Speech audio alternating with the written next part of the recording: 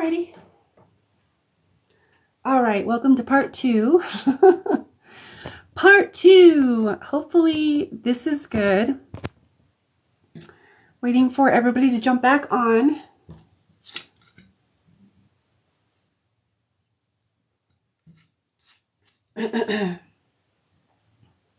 Okay. What's up? What's up? Let me what's up, you guys? How you guys are joining? Let me know how the connection is. If it's bad, if it's still jumping.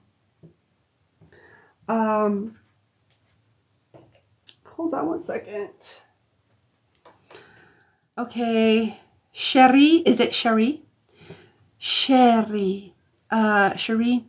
It's good. Okay, good, better. Good. All right, hopefully that will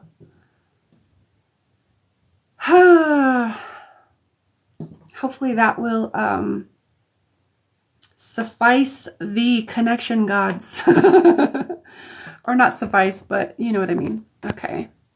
All right. So Jacqueline, are you ready, my dear?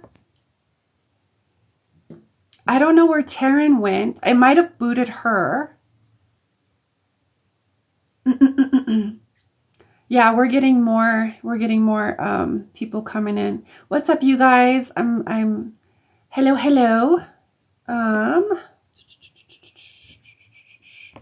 Okay, I just want to, yeah, I thought so, Taryn. I had to boot, you know, I had to like start another live because something was going on with the connection. So, welcome. Yeah, it keeps jumping. The numbers keep jumping. So, we're still here for it. Jacqueline, are you still here, my dear? Taryn, we were going to go with Jacqueline first, if that's okay, just to give you a minute to think. Let me know if that's okay. What's up, you guys? My name is Angelica. Welcome. I'm doing free and paid readings tonight. I'm going to start off with a couple of paid readings. Good evening, good morning, good afternoon. Let me know how you're doing. Yeah, that's good? Okay, cool. Thank you for letting me know. Please like the live, share the live, follow the creator, you know. Thank you, Maggie. I really appreciate that. Hi, Ash. How are you? I'm looking for Jacqueline. You're here, right? Is it letting you? Jackie. A little bit about me while I'm waiting for Jackie to... Okay, Jacqueline's here. A little bit about me. So my name is Angelica from Colorado. I am a quantum healer, ascended master healer, kind of one and the same, a channel, a light linguist, right? I'm also a coach and a mentor for women who are also sensitive and or empathic, to help them transform their identity and embrace their sensitivity as their superpower. Currently working on a, what is it called? A course, a mentorship course for just that. Okay, so that's a little bit about me. I'm offering free and paid readings tonight, and I'm going to start with a couple of paid readings that I had. I see you, Jacqueline. They're both Ash. So I'm offering free and paid readings, but I'm starting off with a couple of paid readings that I was getting on my other live. What's up, Emma? It's nice to have you here. Thank you guys for being here. We're going to start off with a multidimensional mediumship reading for Jacqueline. And she says she's open. So that's what we're going to do. We're going to start with that. If you have any questions, please let me know in the comments and I will do my best to get to them. Okay? All right. And if you would like a paid reading, free readings are basically you leave a comment with your name and a question, and I scan through the comments and I intuitively go wherever I'm guided to. Okay. What's up, Isabel? How are you? As for my paid readings, my paid services, get you on the list, and you are guaranteed a reading, energy work, mediumship, etc. And energy work and mediumship are paid only, just so you know. Okay. So there's that. The way to pay or to donate, the links are in my profile. And if you have any questions, let me know in the comments and I will do my best to get to those. Okay. What's up, Regina? How are you? Taylor, I'm not sure. I'm not sure. I have maybe I have one of those faces. Maybe you think I am someone who I'm not. Okay. All right, Jackie. So I'm going to tune into your energy, Jacqueline. And as I was describing on my previous live, the way that I connect is that I connect to someone's frequency, and then I go up. Directionally, I go up to their highest self, and their highest self will bring in whoever they need to bring in. Okay? That's kind of how I connect and how I pull information. Okay, Jackie. Sorry, I'm going to call you Jacqueline. If it's okay, if I call you Jackie, then let me know. If not, it's okay. Okay, Jackie. Coming into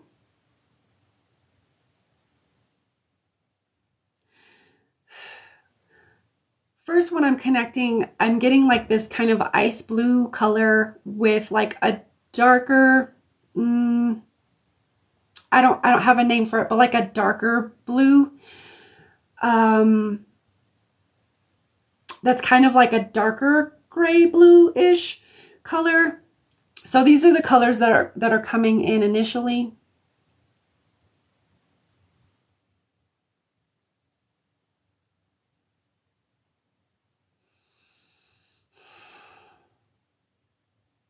Okay. And I'm just listening for a second to see where this is going, what information is coming through. All right.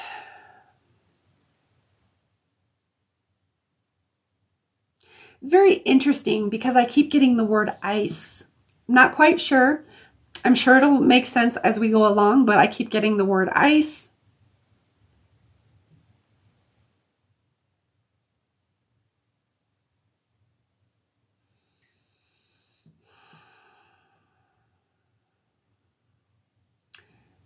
Okay, so this is one of your guides coming through. It's more of a female, a feminine energy.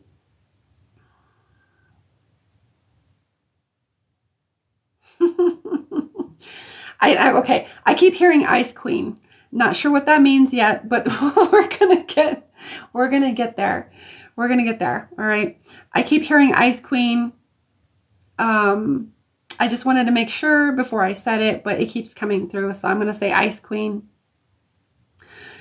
What I feel as this phrase comes through, it feels like this particular guide, who actually feels, now that I'm feeling a little bit more deeply into it, my dear, it feels like it's another multidimensional aspect of you as well. It's really interesting because it comes in as like your guide as well as another version of you. And yes, we can be our own guides, multidimensionally speaking. Okay. So, yeah, I'm getting like snow all over. I'm getting ice all over. So the sense that I get when I tune into this feminine energy that's coming through, she hasn't given me a name. Typically I don't get names, but sometimes they give me a name. We'll see. The sense that I get when it's as she's coming through to me, it's kind of like she feels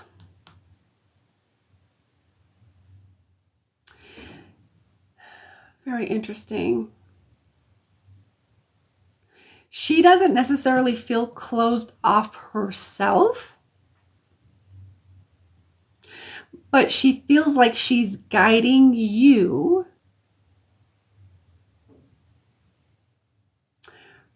from the lessons that she's learned in closing herself off. Because here's the thing, I get like a whole like, if you've ever seen, what was it? Snow White and the Huntsman. I'm getting like that kind of vibe with Kristen Stewart. I'm getting like that kind of vibe. She's kind of giving me not quite the Charlize Theron Ice Queen vibe, not quite that way, but like how she was like cut off and cold. She's learned a lot from cutting herself off and being very, very cold and calling and being referred to as the Ice Queen. Okay, so it feels like she's actually guiding you to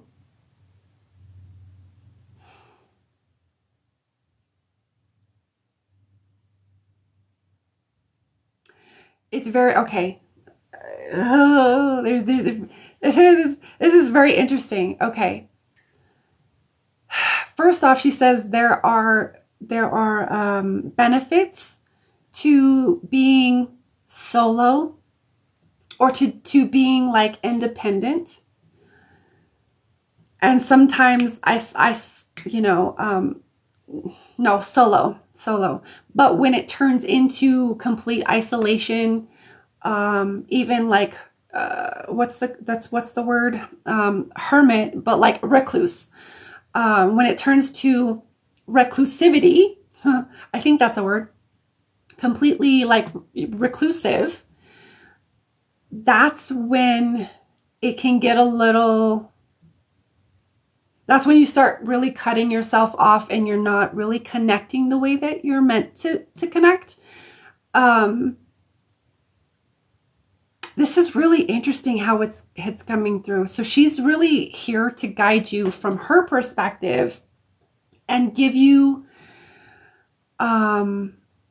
insights so that you can benefit from her wisdom and knowledge that she's gained with being like a recluse and kind of isolating herself from people and being the Ice Queen and being kind of like cold, reclusive, that type of energy. She is coming forth to give you her wisdom and so that you can benefit from her perspective and what she's learned of being a recluse. Okay.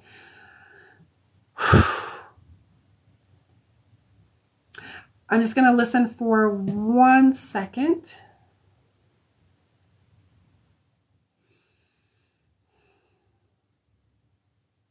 Okay, she's going back. So she said there's benefits to being independent, right? And she's also talking about how there's a balance to being independent. And then like when you've kind of moved into the extreme of recluse, being a hermit, being being like, kind of, recluse. I'm just going to leave that, I'm just going to go with that. Kind of non-connecting, isolated, that type of thing. It's important to be, okay, no, she's putting it like this. She says she knows it's important to you to be independent. But part of what she wants you to know is there's a fine line to where you start tipping over into non-connectivity, isolation, etc.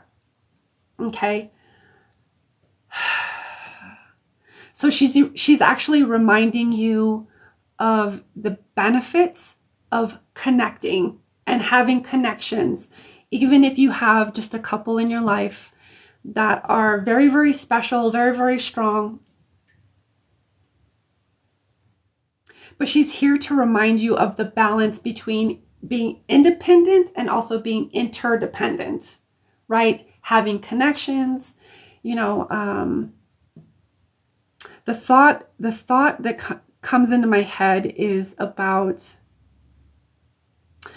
how we are social creatures. You know, there's a lot of us that tend to be a little more reclusive, the same kind of way. So there's no judgment here. There's a lot of us here that tend to be a little bit more reclusive, and like, because maybe we're sensitive, maybe we're like, you know, we have a little bit more sensitivity to other people's energies or other things going on where we tend to be a little bit more reclusive. But we thrive when we find our tribe, when we find those people, those soul family, those soul tribe, those people that really accept us for who we are. All of the quote unquote faults, I don't believe in faults, but all the, you know, all of the things that we might perceive as faults, all of our baggage, all of our stuff, right? There are those that are going to stick with you and accept you no matter what and love you no matter what, unconditionally. And it's important to have those people in your life. It's important to have connections in your life. So coming from a very, very reclusive aspect of you, it's streaming through, she's streaming through this wisdom of the importance of connection and the importance of finding those connections and nurturing those connections. Okay, this is the next part. She's talking about nurturing those connections. Knowing which connections to nurture, knowing which connections, you know, sometimes connections aren't always the best for us, right? Sometimes, you know, people just, you know, they resonate in, or they vibrate in and then they vibrate out. And then, you know, there's some people that just, or some connections that maybe aren't the greatest. And so we need to let them go. So there's a lot of different connections that we need to be discerning of. Okay. But she's talking about specifically the connections that you nurture. And it's important to nurture those connections. Okay. Specifically right now, if you have any of those connections, you want to nurture those. And just in general, knowing when and which connections to nurture. Okay. Okay. She actually wants to bring in some light codes or sound codes, both and. Are you a little bit of energy transmission as well as light codes, sound codes? Are you receptive to this? All right. It makes sense because I've been finding myself really wanting to go out and be social because I haven't in a long time. I've really just focused on my husband and my kids. I gotcha. All right. Yes, you are. Okay. All right. So anybody else who wants to or is open to receiving, you know, what is available to them, you're welcome to receive the spillover.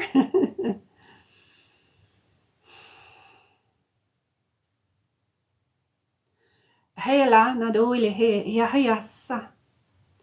Ya shanu we hasanati hasanati hasanati hasanati hasanati hasanati. So I just want you to breathe deeply.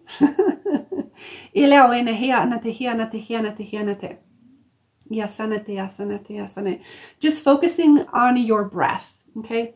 And if you need to close your eyes in order to receive, you know, whatever works best for you. But we're just bringing through some light codes. I actually hear star codes as well, which is interesting.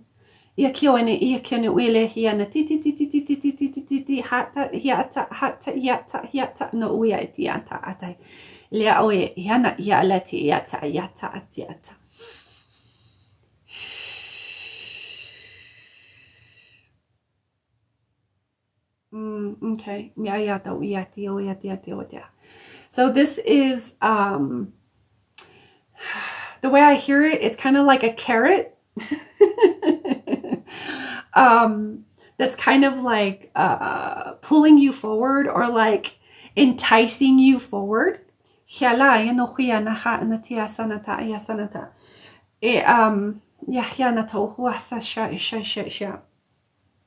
Into expansion.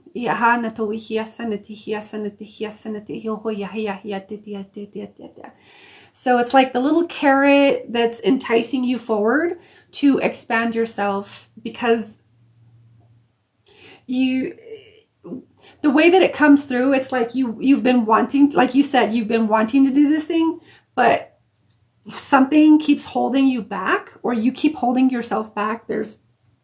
Feels like there's something in the mind, like a doubt, like, do I do this? Or you like talk yourself out of it. But you're having that initial spark of inspiration for a reason. There's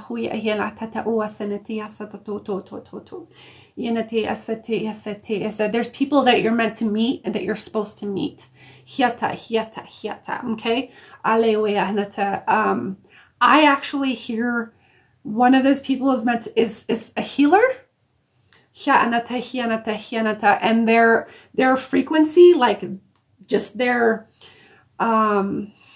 signature frequency is going to, it feels like there's something there that needs to awaken or like ignite. There's something about them. It's like, it's going to be like one of those things like, oh, there's just something about them that just like, it kind of inspires, and it kind of like, there's like this little flame, right? That little like spark that turns into a flame around that person. And that person feels like a healer. I don't know if they would call themselves a healer. They might, they may not, but they feel like a healer to me. Okay, that's how it's coming in. And you're meant to meet this person in order to progress you and create more momentum in the direction that your soul is wanting to go, and it's guiding you to go. Okay? Go ahead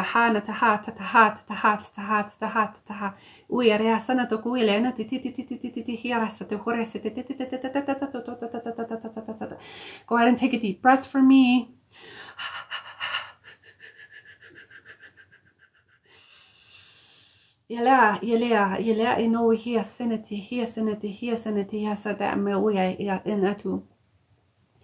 There's soul family out there waiting for you, my dear Jacqueline.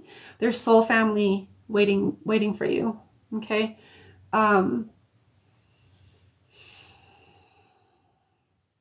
Yeah, they're waiting for you. And it's gonna feel like the words I hear is grand reunion. They're gonna feel very familiar to you. Okay, I don't get how many people it is. It feels like a small group of people, from like 2 to 3, somewhere in there, maybe even 4. It depends. It kind of depends.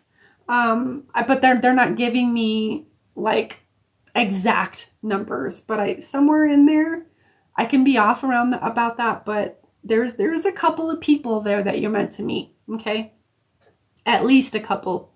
Hallelujah, hallelujah, hallelujah. Nahaya tahu ya nahiata anataku wesi shanetiata ishanati shanati shanati. Loya, Eloya, Eloya, Eloya, Hanati Yasakiti, Kitu Anato. So we're just kind of clearing your field. There are some doubts that we're kind of clearing out of your field. So there might be, in the next couple of days, you might feel very inspired to do the thing and actually take action on that.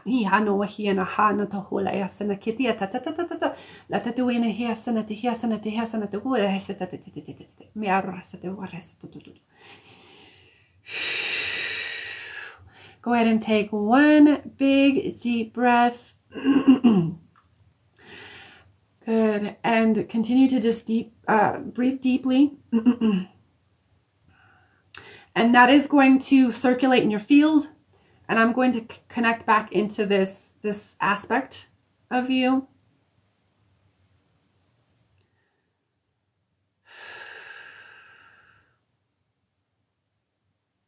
To see if there's anything else.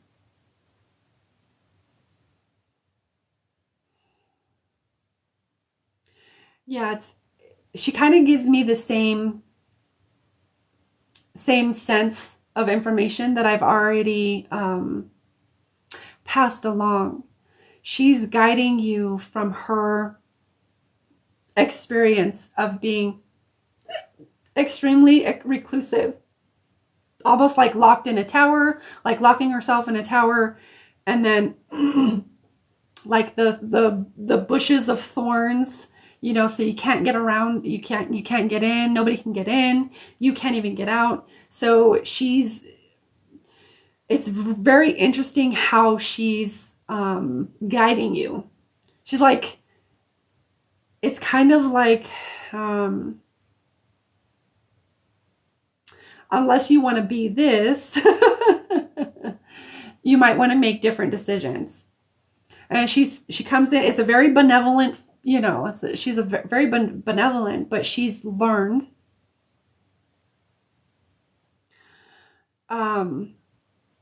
she's had to learn the hard way of what it is she wants. Okay.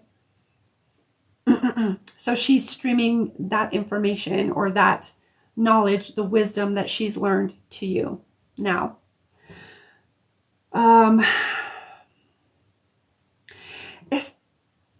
Is this this is interesting. I don't know the terminology, but the way that she comes in, how I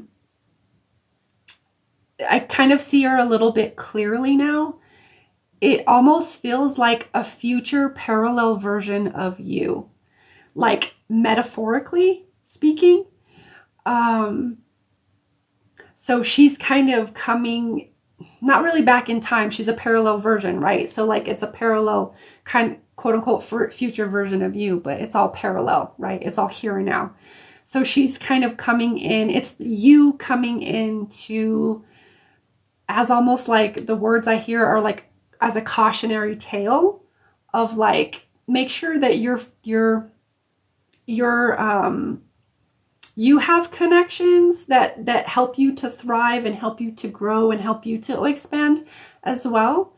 It's really great to have your family. It's not to say like there's anything wrong with that, because there's not. It's more like, where are you growing? How are you growing? And also being able to nourish your own relationship with yourself and how you're growing and how you're meeting your own needs for growth or for personal development or, whatever it is. Okay. So she's also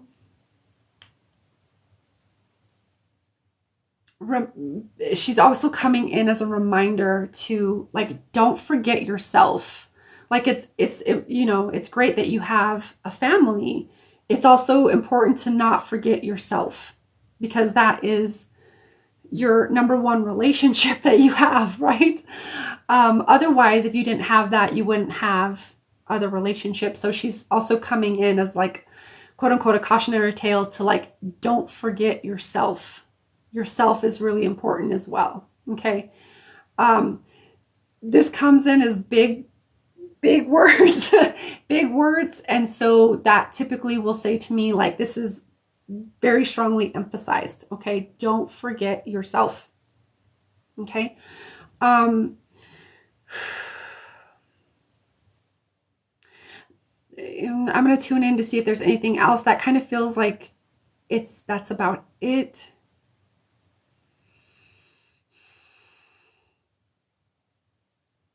Yeah, it's kind of going blank on me. So I would say that's about it. She doesn't have a name. But if you want to connect to her again for any further guidance or wisdom that she's attained, ice blue or like cold, you can connect to her through those frequencies, like ice blue, or just the frequency of like cold. Or you can ask your higher self to connect you to like the ice queen version of you. If you feel guided to connect with her in the future. Okay. So I'm going to leave that there, and I'm going to disconnect. Okay. Okay. So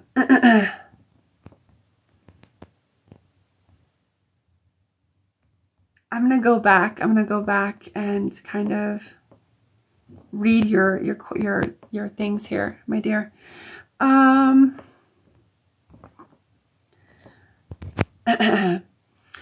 Yep. Oh, yep. I keep stopping myself. I've been struggling with money to where literally every dollar is accounted for. So it's like I can't find ways to go out because I can't afford it. Yeah. Dollars accounted for. Yeah. Okay. That makes so much sense. Yeah. I have a tendency to put myself in the back burner. You're welcome, Jacqueline. I'm a little bit behind, which I really don't have any excuse for. But I will have this TikTok live up within the next couple of days. So Jacqueline, if you want to go back and watch it, you're able to. Okay. You're so welcome. I'm glad that it helped you. I hope it helps you.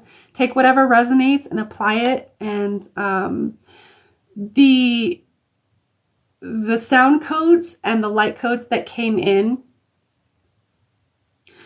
they help to clear a lot of like, because you're creating what it is part of you is like recreating these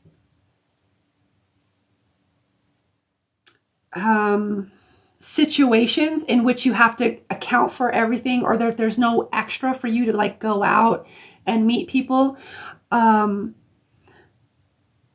also it's keeping you limited. There's so many groups on like Facebook, and I mean, not just Facebook, but like there's so much social media groups and things so that you can actually connect to people who like the same things for free. So maybe think outside of the box is what I'm hearing. And, you don't have to meet people just by, going out. I mean, that's one way, right? But like to think that that's the only way to do things, it's kind of limiting yourself. Does that make sense? Okay. I see you, Swalian.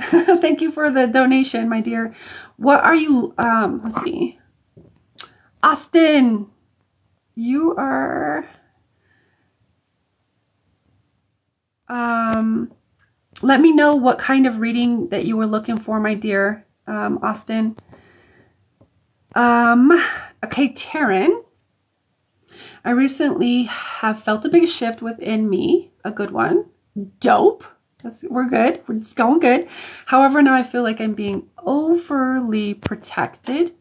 I just want to know what that's about. Okay, I see what you're saying. I can already feel a little bit of what we're going into. Jacqueline says, yeah, definitely it falls right in there with it. Find ways, Jacqueline, find ways to like get outside of that box. You're keeping, a lot of times what we do is we keep ourselves in this like box of like, oh, I can't do this because I know because I do the same thing, and I'm like, no. And I find myself having to like, talk to myself and kind of rewire my brain. There are other ways to meet people and things like that, or like even low cost ways to go outside, to go out and do things like that. Like Meetup has things where people just, they meet up for free. I'm sure there's all kinds of different ways. Okay. But I'm glad that you were here, and I'm so glad to have been facilitating stuff for you. I never get it right. It's always a pleasure and always an honor to facilitate. Okay, Austin, what's up? Okay, Facebook groups, Taryn. Facebook groups are a great place to meet people. Also playgrounds, yeah, with the kids. Yeah, absolutely. Figure out some free places, because there's a lot of, especially with social media. Okay. Swaylin, you're asking, working on my third eye and gifts, big breakthroughs, looking for confirmation and guidance. Okay. All right. So let me write down, Austin. Let me write down you. First of all, it's great to work with you again. I do remember you, Austin. Okay, I have Taryn and then I have you, Austin, okay? Just so you know.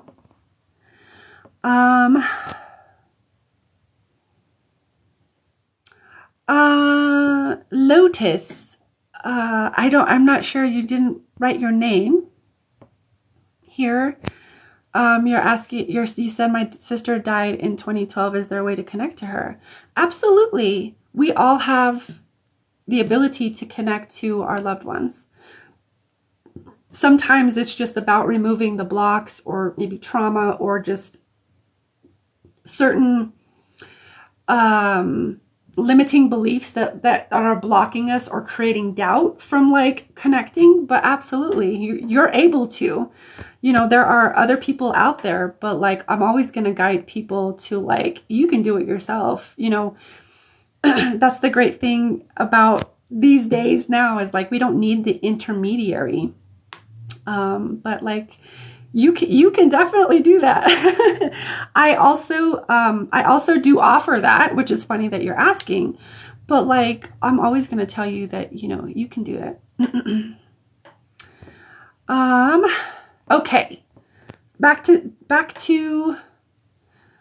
oh, Bumble has Bumble friends. I thought Bumble was just like a dating app. I was like, ooh, but Bumble has Bumble friends. That's cool. Okay, Taryn, we're off to you now. Okay. So I'm going to reread what you had said. Recently felt a big shift. Good one. However, I feel like I'm being overly protected. Okay. All right, Taryn, are you ready? I can see you, Deanne. All right, Taryn. All right. Okay. All right, Taryn, you are right there. Okay. All right. All right. Yep. There's a lot going on, so let me try to make some sense of what's going on, because there's a lot of things happening.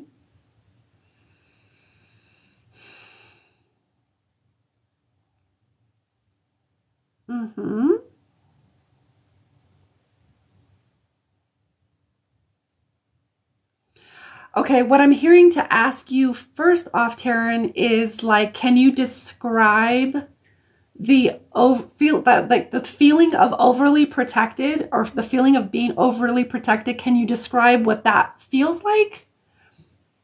Because it does feel,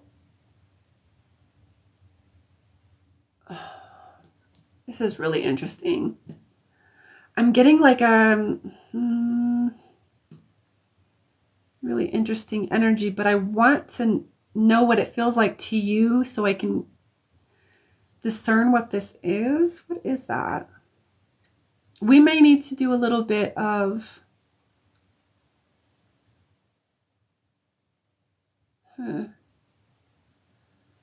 that's interesting. What is that? I don't know what that is.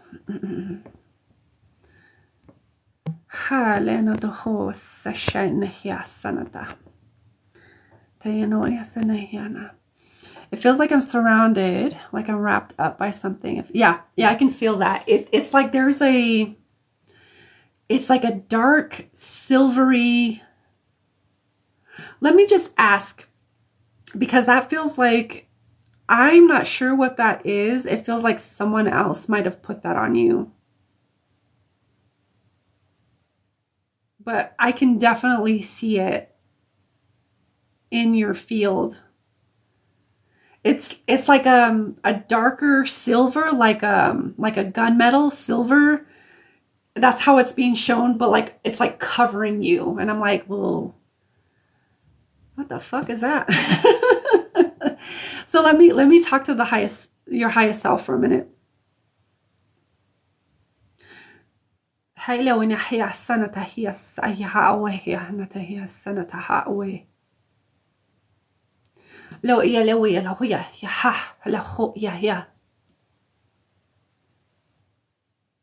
It's really interesting. It feels like there's a couple of things going on. It feels like, I don't know if you asked to be protected or if someone else is trying to protect you and they've somehow inadvertently or unconsciously put this thing on you that you didn't quite ask for, like you didn't give permission, but it's there. Because energetically, there's an energetic dynamic going on that allows this person. I don't get like the person. It might be, I do have a good relationship or like with your mom. It might be, it feels a little bit like overbearing. Or at least that's the word that's coming out of my mouth. It feels a little bit like an overprotective, type of energy of like, kind of like that.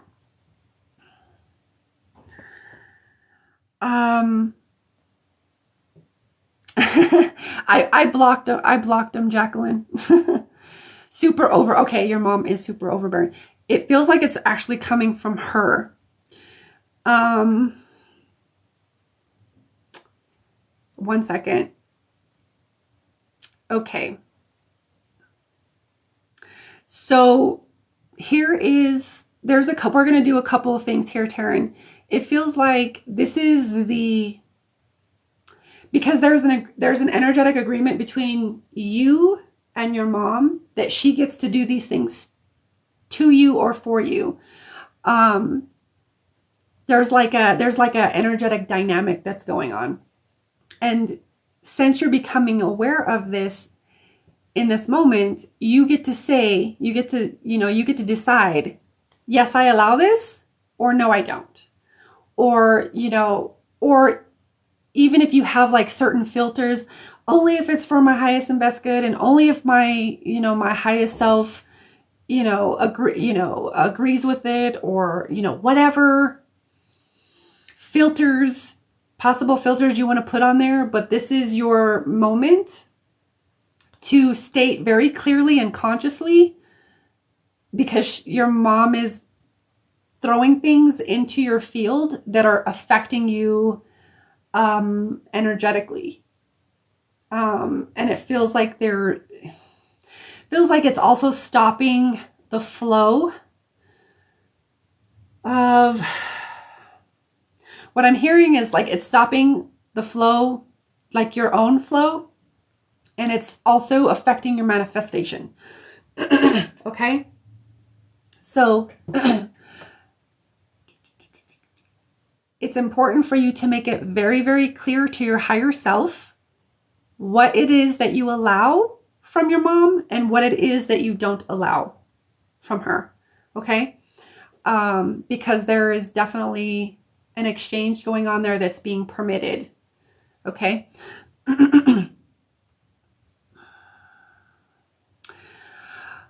Before I go on, let's see.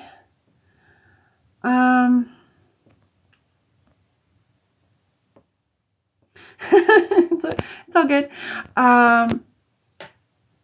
Okay, I just want to make sure that she hadn't. Okay, All right. So, what was the other part? Okay. Taryn, do you want to remove this like sheet cover thing?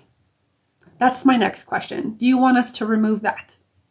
That has to be your conscious decision. So I can't do anything without it, without your permission. I will wait.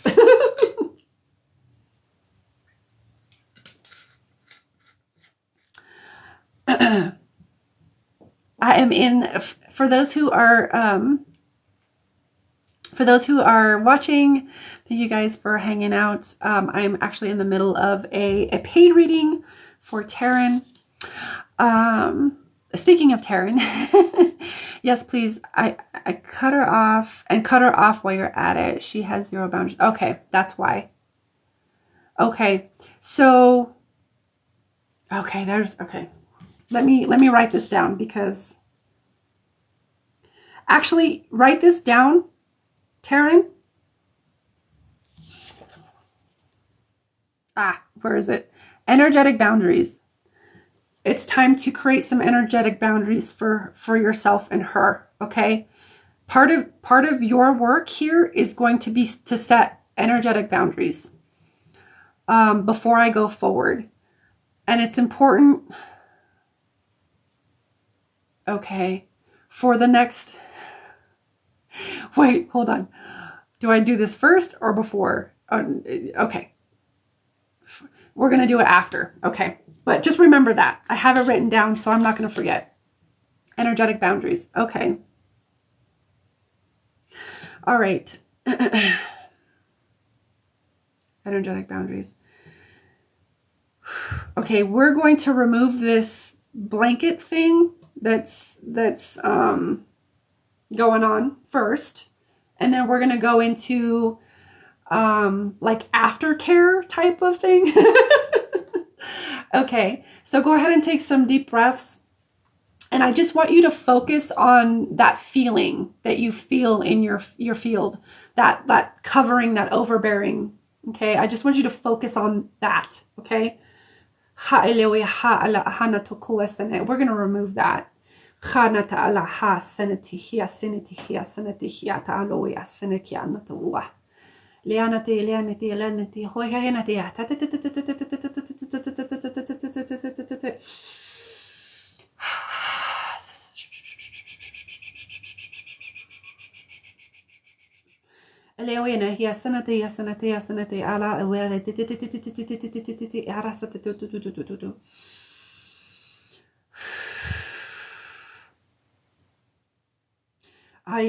Hena sanatia toto hiena tea sanatia tatete rasate irasate enanta kuule yetete. Okay, so I'm going to bring in I'm hearing to bring in, we're going to bring in some diamond light in through your crown, and we're going to we're going to bring it all the way down, right? Crown, third eye, throat, heart, solar plexus, sacral, root, and down into your earth star chakra, and then down or back up and around into your entire auric field. I'm even hearing to put it into the soul star chakra. And we're going to like clear this and anything else that is needing to clear from your field.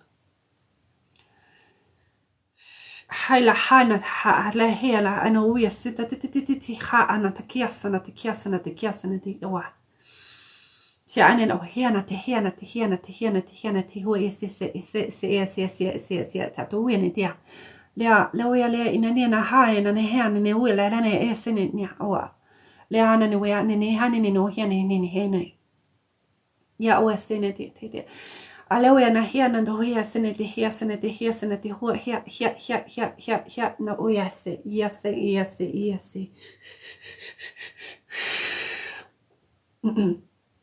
I'm hearing Archangel Michael is already here. I have him in I had him in here beforehand.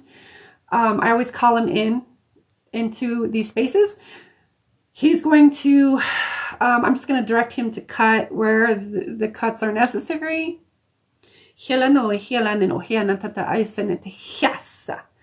And creating very, very strong boundaries with your mom. Say no, no, no. And I just want you in your mind, Taryn, to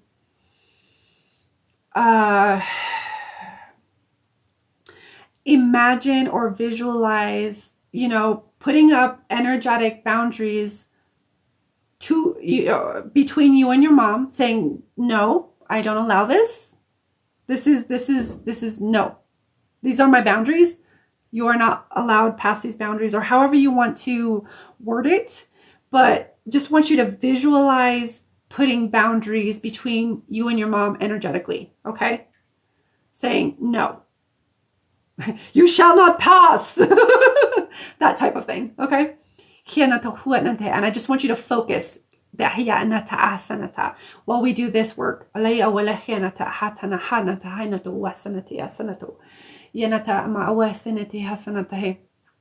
we're allowing that that diamond light to do its work. We're asking Archangel Michael to do his work, and he's also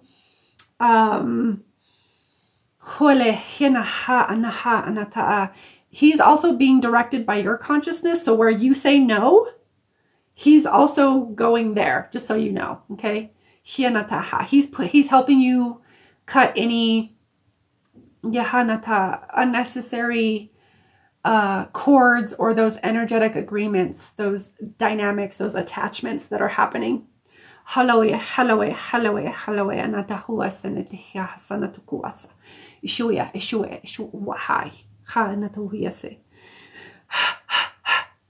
Yala.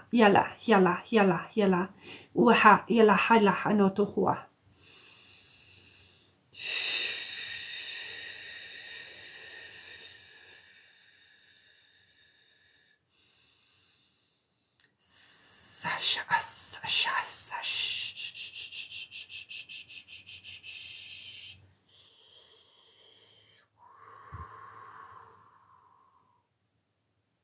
Okay.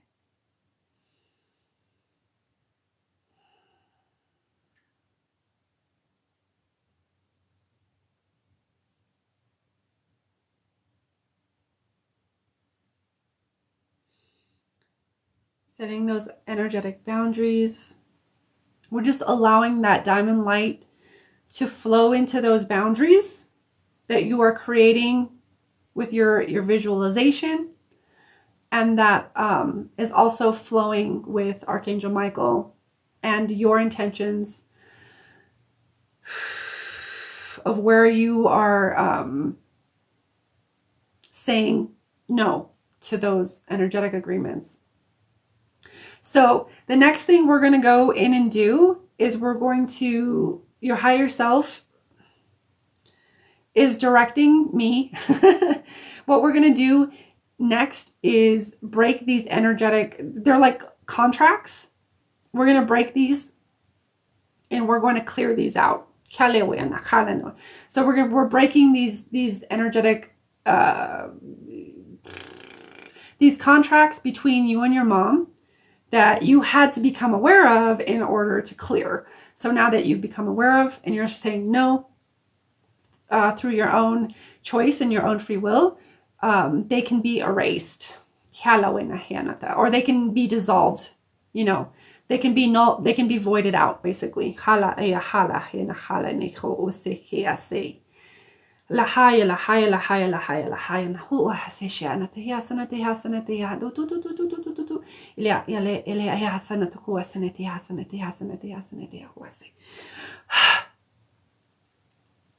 So we're clearing those out of your field. It feels like there's two contracts, but they were like pretty significant because they were allowing her to like affect you energetically, which is, like I said, it's kind of fucking up it's kind of fucking with your ability to manifest and your ability to like create certain things that you want to create. Okay. That's kind of the best way I know how to say it, but I know that you know what I'm talking about. And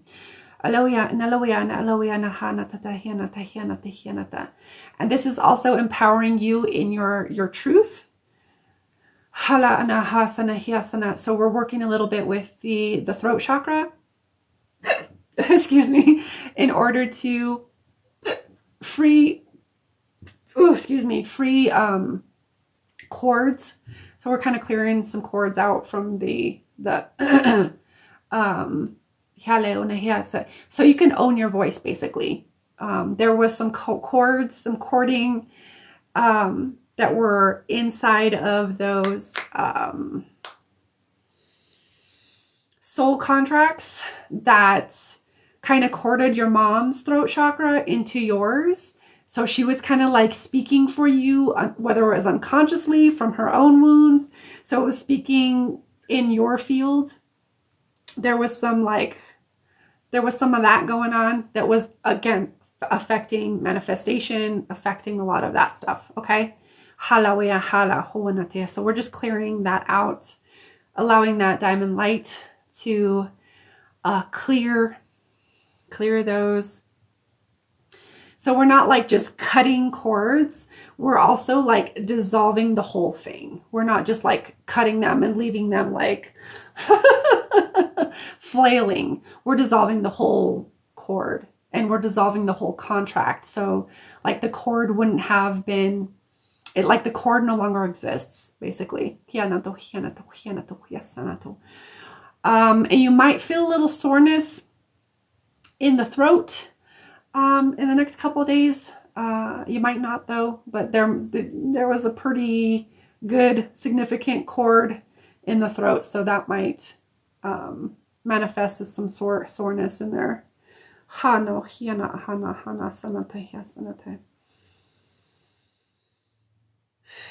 Okay, next thing we're going to do,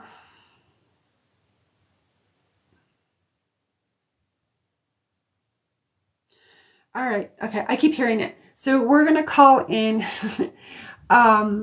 it's kind of, let's see. Kind of similar to that diamond frequency. We're going to call in the frequency of like mirrors, especially between you and your mother. So that anything that she attempts to project into your field or give to you, it's going to be mirrored back to her. Okay. As part of your boundary system. So I'm going to call in that frequency, that mirror frequency.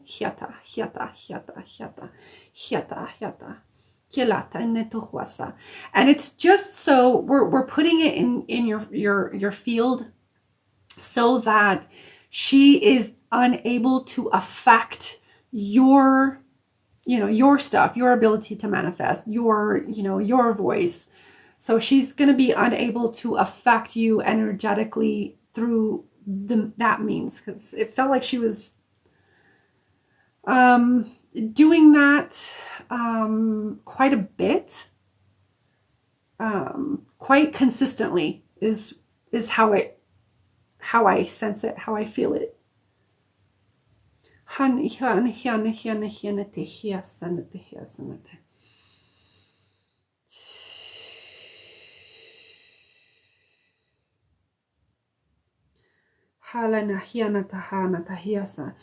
to bring in rainbow light. I'm going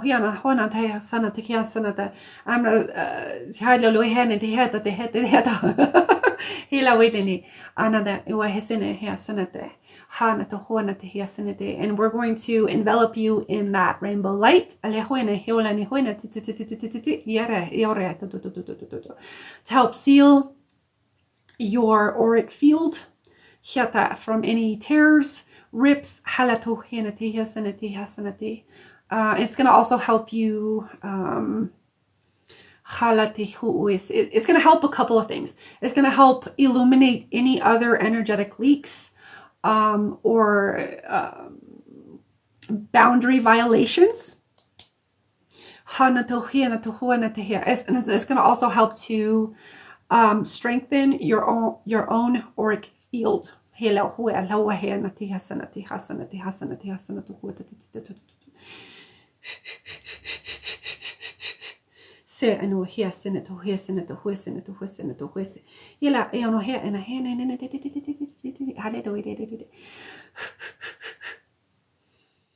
And I just want you to breathe all of that in.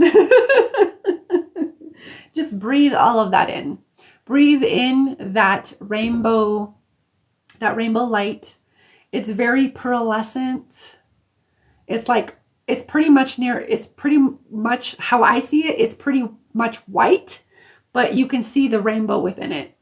It's like a white pearlescent rainbow type light. Hallelujah, hallelujah. And I just want you to breathe in that light. Breathe it in. And I want you to breathe it into all of your cells, your skin, your muscles, your organs, your hair, your eyes,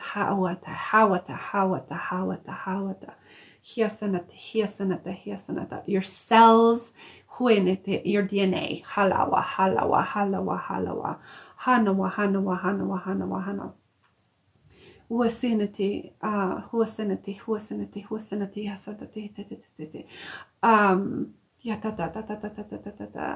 Penetrating every layer of your beingness.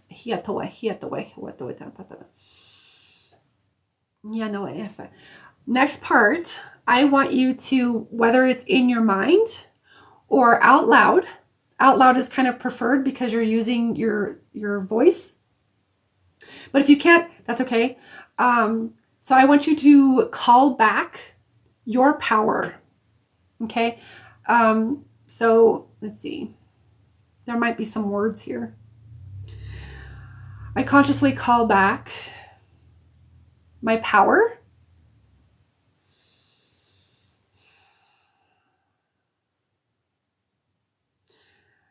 And say that 3 times. I consciously call back my power. I consciously call back my power. I consciously call back my power.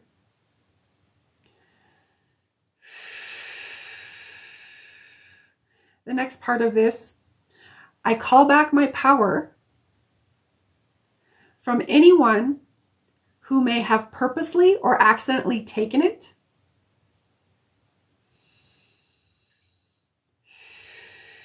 And anyone whom I have purposely or accidentally given it.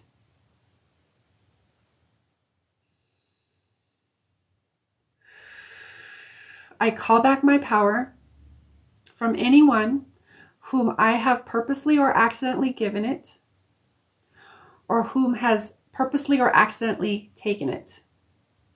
And say that 3 times. One more time. I call back my power from anyone who has purposely or accidentally taken it, and anyone whom I have purposely or accidentally given it.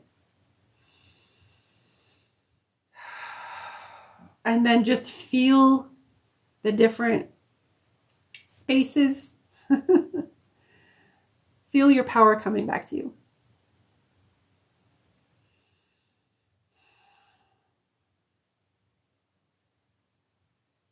Hiata mahoya inle la oya nehia. Holy, holy and hayata yasi and oya ya. Aloya, aloya, aloya inea. We see and we sin, we sin, we see and we hiatia. Okay. As we finish this out, my dear, we are going to that rainbow light. I just want you to envision that rainbow light catching fire. It is now turning into etheric fire. So it's not going to burn you or anything, but we're turning that into fire. So we're burning off any excess residue, anything that just does not belong in your field. projections of other people's. So over the next couple of days, you might start to get really fucking clear. Okay. So we're clearing out anybody else's projections.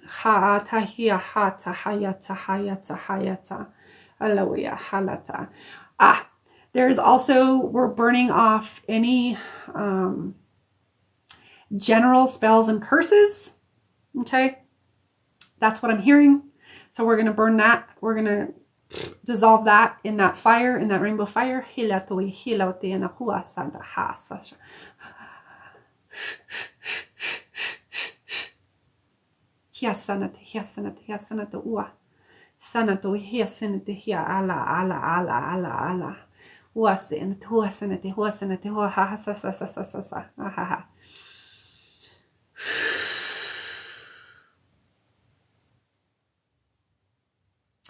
And just burning off any general spiritual or energetic residue or anything else that just is not yours. It doesn't belong in your field. Anything and everything that is needing to clear.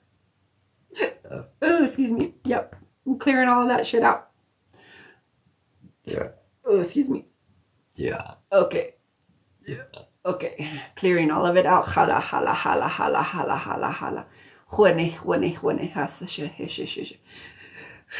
I just want you to breathe that fire in and let it just like move through you, move through all the cells, move through your DNA, move through your organs, your skin, your hair, your eyes, like just imagining that it's burning off any and everything that is like needing to clear from your field and it's not yours.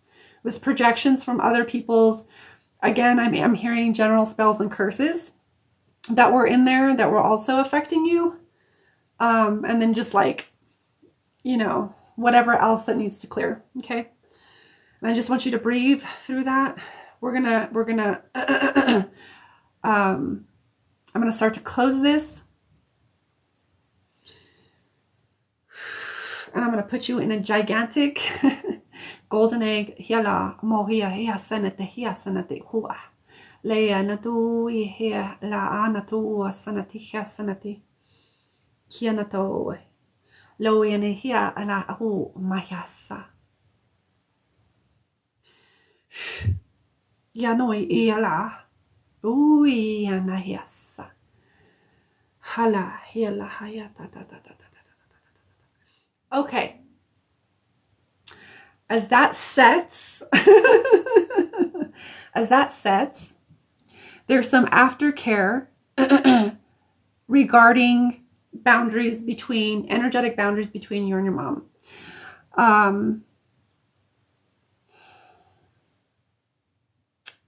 Let me just tune into what those need to be.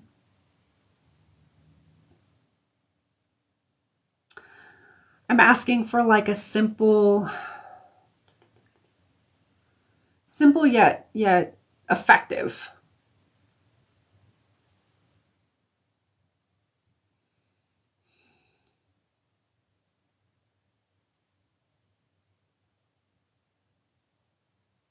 Okay. So simple yet effective. For the next, my dear, I'm hearing for the next month, you're going to want to reinforce these boundaries with white light. Just you can call in source, you can call in white light, whatever kind of like resonates with you. I just want you to call in source or white light or both and reinforce the energetic boundaries between you and your mom, saying like, she's not allowed to affect me or my manifestation. She's not allowed to put her projections into my field. They're not allowed. Like whatever words come in order to reinforce and clearly, assertively, firmly state your boundaries, I need you to do this at least for 5 minutes a day for the next month. Okay? Because this is going to make a very clear boundary and say, no, my mom is not allowed to do this. She's not allowed. Because then that's the parameters, the perimeters that we've set up in your field. They're also going to reflect back in, they're not going to be allowed in your field. So they're going to reflect back to your mom, and your mom's going to have to deal with her own stuff. Okay. But you doing this for the next month is also going to reinforce your own choice, to break these energetic ties. Okay. So only at least 5 minutes a day. You can do it longer if you feel called to do it, but at least 5 minutes a day. Call in the white light. You can surround yourself in an egg or whatever other structure. It could be like a soccer ball. It could be a sphere. It could be a cube, whatever. It could be a Merkaba. Whatever structure you feel called, just surround yourself with that white light and state, my mom is not allowed to penetrate these boundaries. She's not allowed to put, this in my field, or whatever words. Okay. 5 minutes a day for the next month. So until 10, what is it today? So until October 13th, 14th, whatever day it is now. If it's the 14th, I want you to do it till 10:14 every day, 5 minutes a day. Okay. Lots of water, lots of water, lots of water for the next 2-3 days, because that's going to help clear out all of the shit from your physical cells and your physical vessel. And then salt bath is very, very important if you have access to do so. Okay. Are we good? Whew, boy.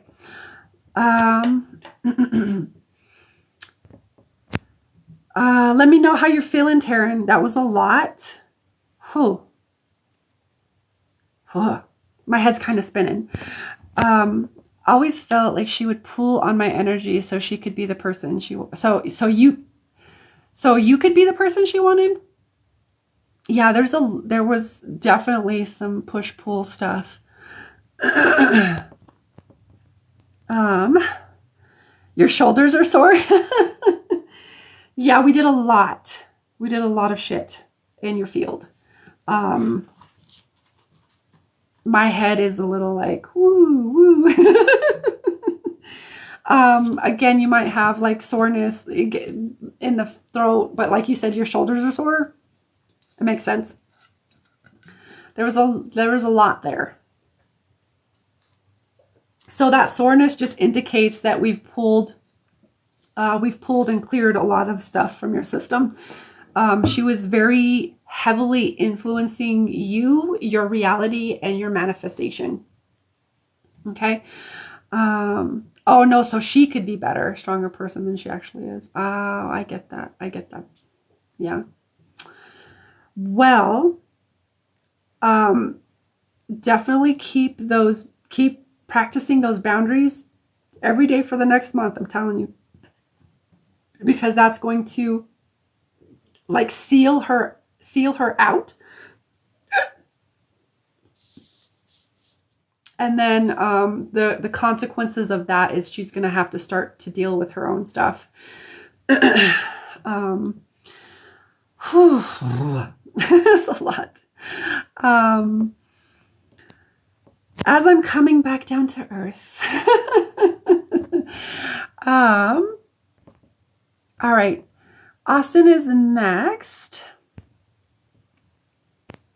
Oof, jeebus. Was there anybody else that paid for a reading or? Yeah, that was you. Okay, Diane. I was like, I think there's somebody else that paid for a reading. That was you. I see you. Okay, thank you, Diane. I'm writing you down. Whew, jeebus. Let me know, actually. Hold on. Waiting for my computer to come on.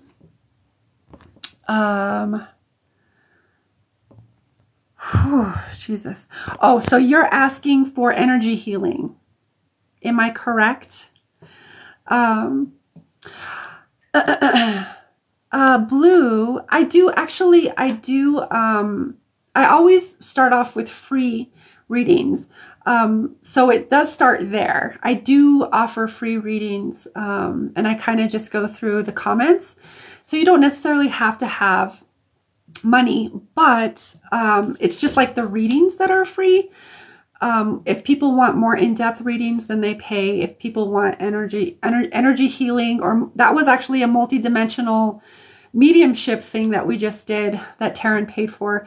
Those are all paid, and so is my mediumship. So just so that we're clear, you don't necessarily have to have money to have a reading, but that is kind of what I offer. Whoa, my things are okay. So feel free to, Taryn, if you're still here, feel free to reach out to me if you need any extra support, or, you know, if you just want to reach out to me for anything. But if not, otherwise, I'm going to, Austin, my dear, it is up. You're up. And Austin, let's see. I already, whatchamacallit.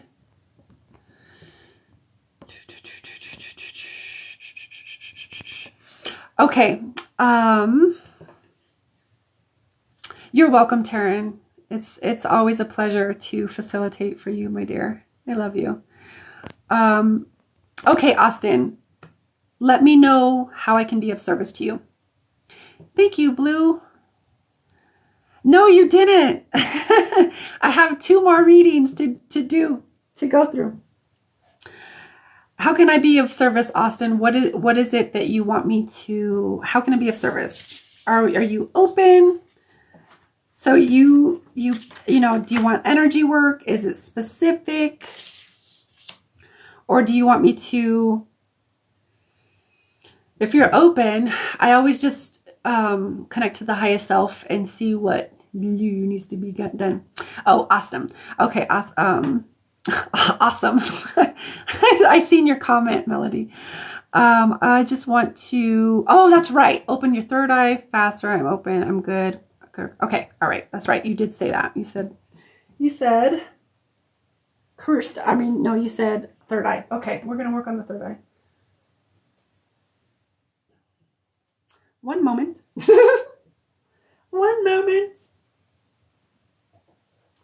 I just want to log in here for 1 second. Okay. Uh-oh. All right. Here comes the fire. Yeah, I know. All right.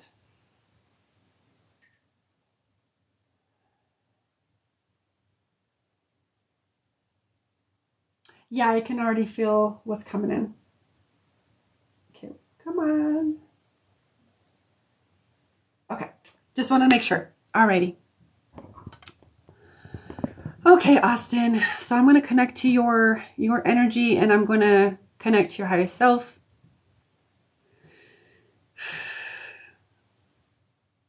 So I always go to the highest self in order to ensure that everything is going to happen in like whatever pace or timing is going to be the best for you, so that we're not causing any kind of like healing crisis or opening something up before it's really time. Okay. That's why I always go with the highest self, because the highest self knows the things.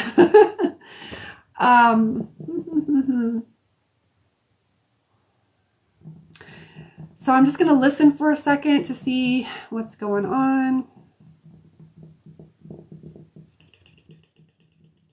Yep. Okay. So we're going to do a clearing / activation in that third eye. Okay, okay, okay, okay.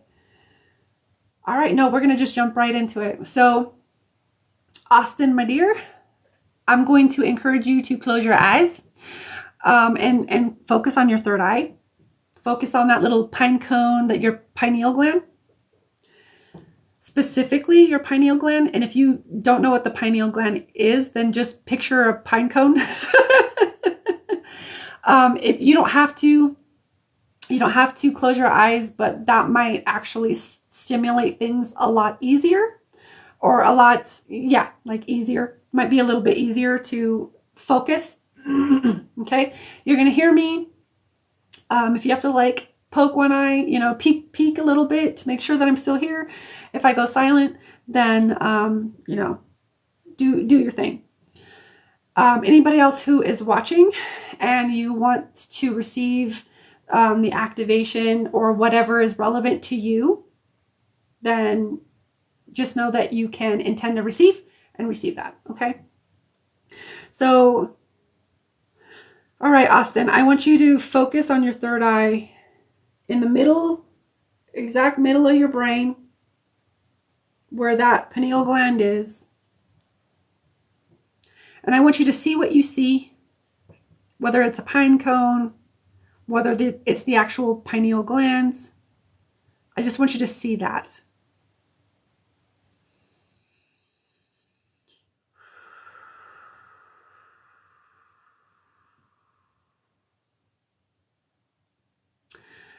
On top of that, I also want you to see the third eye center.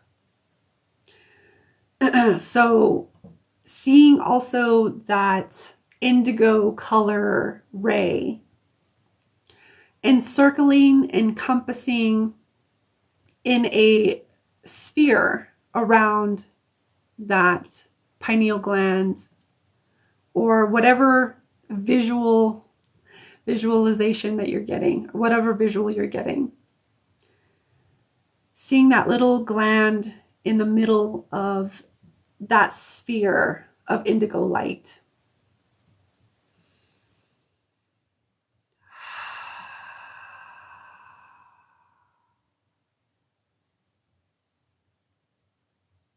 And as you picture this, I want you to just keep your mental focus on this.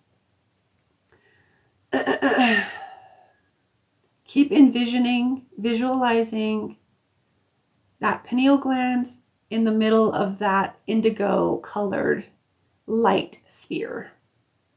Hia la hua la ha anati ka anata ka ata ata ata. Huate huate hiata nataka ta ta ta ta ta ta. Do wile ta mo wia. Sanati iha.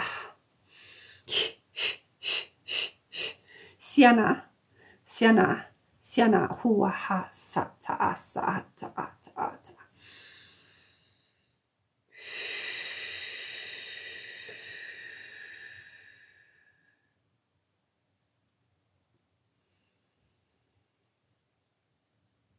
And as we begin to activate that third eye, I want you to envision on top of that golden liquid light pouring down into your crown, into your third eye. That, like, just that liquid,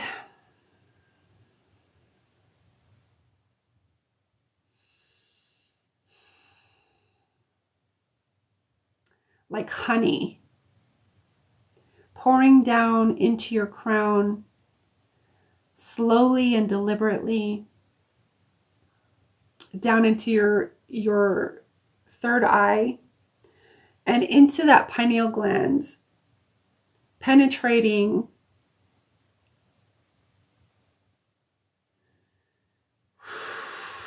the pineal gland, turning it gold.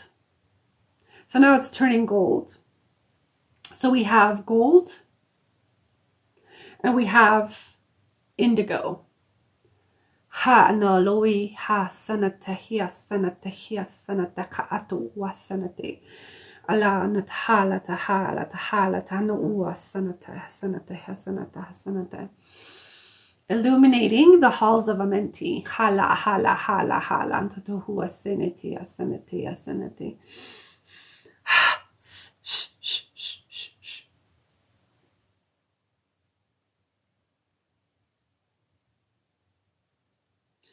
And just allow that liquid light to flow down into your face, your nose, your throat, down into your shoulders, continuing to move down into your arms, right in the rest of your body, your hands, your chest and your upper back, your heart, down into your solar plexus, your middle back, down into your sacral, your lower back, down into your root, your hips, your genitals, down into your legs, down into your knees, down into your shins and your calves, your ankles, your feet, and your toes. And I want you to imagine that dripping down, down, down into the earth, grounding you. And the reason that we're including the entire body is because for it to function properly, the third eye needs to be connected to all of the other components. Okay, so we're doing a third eye activation. We're also helping to connect the different connections or reinforce the different connections that need to be plugged in, so to speak, to that third eye. Okay, so we're going to be working with the entire body as we continue to activate the third eye. Okay, so just seeing that golden liquid light penetrating you on every level of your being, down into your skin, your muscles, your tendons, your bones, your blood, your organs, your cells, down to your DNA, down to the cellular level, atomic level, subatomic level, on every level of your being, energetic and physical. So I want you to imagine yourself engulfed in that golden light and that indigo sphere that we had in and around the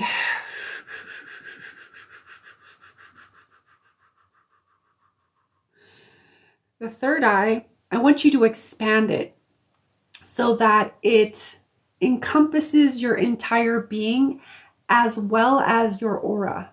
Okay, so as big as that is, I want you to expand that indigo sphere past your aura. Hala huala. So you look completely gold and you have a indigo light sphere around you. Okay, hala hala hala hala. And we're gonna do some connecting. I'm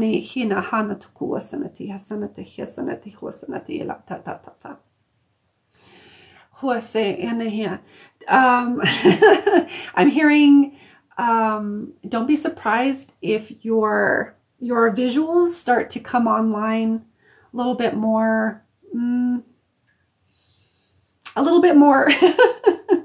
clear, a little bit more so.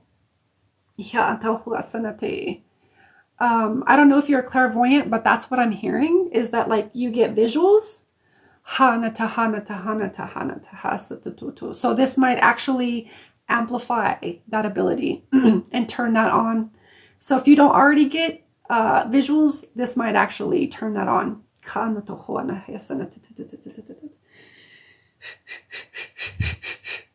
So we're just working with the different connections. And we're actually working within your psychic circuitry. Activating all of that circuitry. So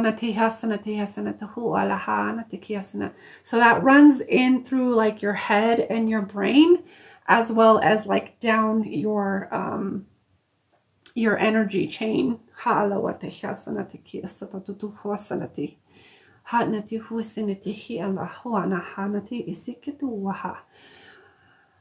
So I just want you to keep focusing on you as the golden, the golden person sitting inside that indigo light sphere. Specifically those colors, okay?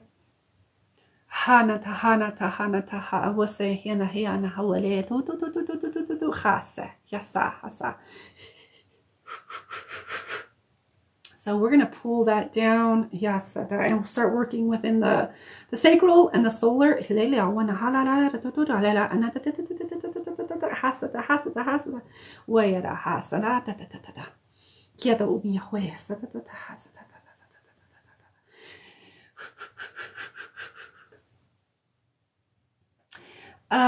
Another thing to be aware of, is this might push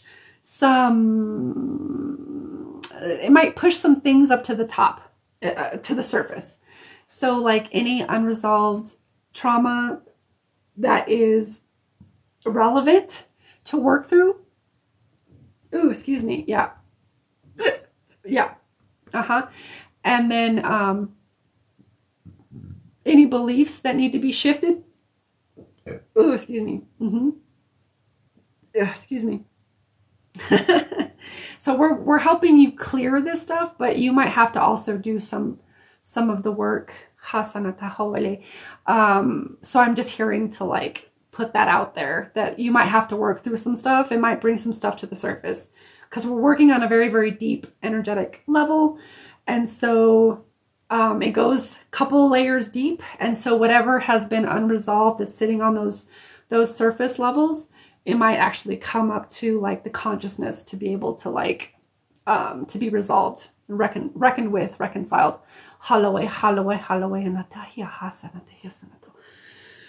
Okay, we're going to work with the root.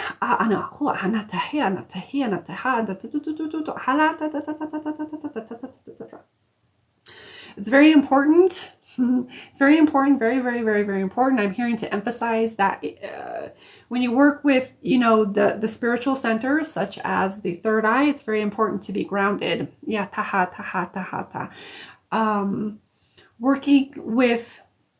working with only the high spiritual centers, like the third eye or the crown, and not being grounded, it can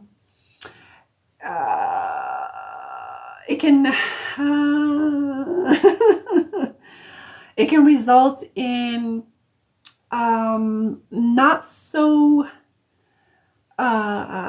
pleasant experiences. Psychosis could be one of those. Schizophrenia could be one of those. So it's important that you are grounded. So anytime you're feeling ungrounded, ensure that you're grounding. Okay. Ensure that you're grounding into your energy, grounding with the earth. If you need if you need to do earthing or grounding or putting your feet on the earth to help you ground in your energy. Okay. So just making sure that you're grounded. They're telling me to emphasize that. Okay.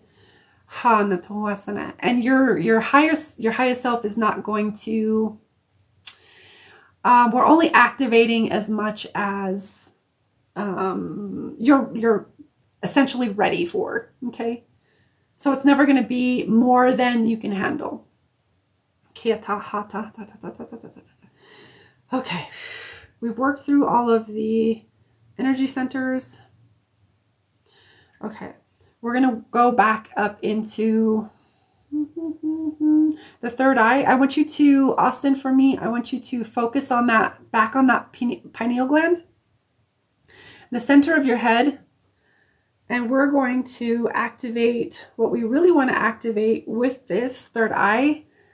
one of the components that is very, very important to emphasize and to awaken is discernment.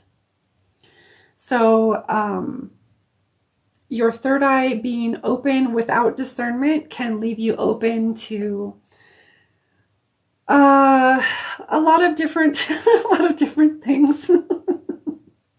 So we always want to make sure that we activate the discernment. What I'm hearing with this is that there is going to be, with this, a spiritual initiation into discernment, into greater discernment. Okay? Kata hata hata ta ta ta ta ta mule hala moire harsa sa sa ras ta ta ta sanati hasana ta hu aleya ta yasana kia ta ua ta ta ta ta ta sanata hasana ta hasana kursa ta kursa rasana tur ya rat ya rat rat ya rat ya rat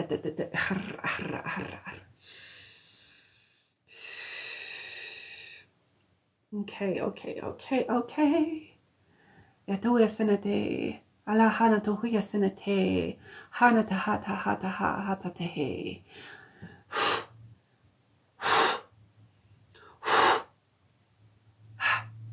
Okay. So I just want you to let that circulate. Feel what you feel. Feel any sensations. I'm going to tap back in and listen to your highest self for a moment.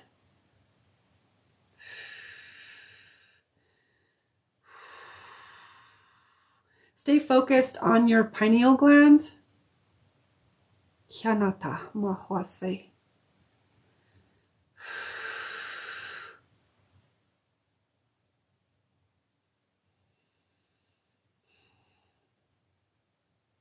So we're going to bring in the halata, the frequency of the Fibonacci spiral. Uloi haule huala na yala ta ta ta ta ta ta ta. Hiakoi uka hiaka awa hanate. Halauya na te hiasana te kia wa hiana ta hata tawa. Kasinete ha. Hanata nata. And we're also going to bring in the frequency of the phi ratio. Ala mo hia hamahoe ha sanatihia ta ta ta.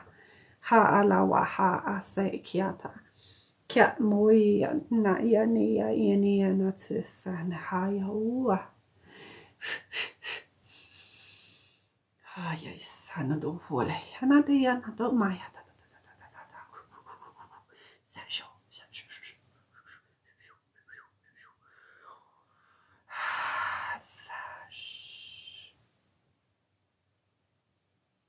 Staying focused on that pineal gland. Alawiana ta'asa tu wasiniti hasanata yasatu wasadata. Yahanata hasanata wasa.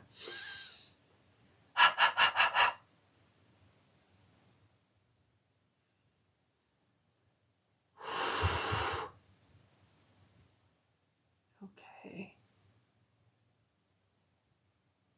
Staying focused on that pineal gland, we're going to allow everything to just kind of circulate for a moment.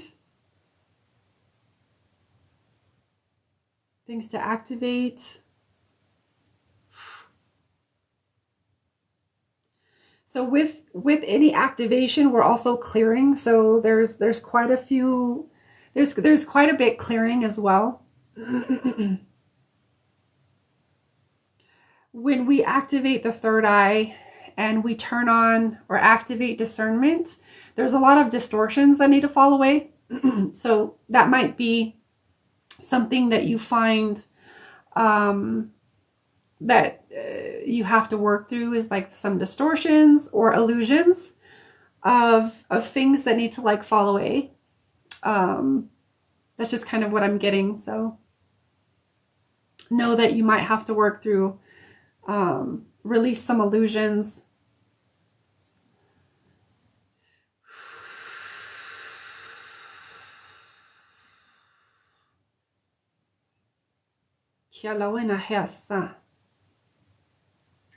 Staying focused on that third eye.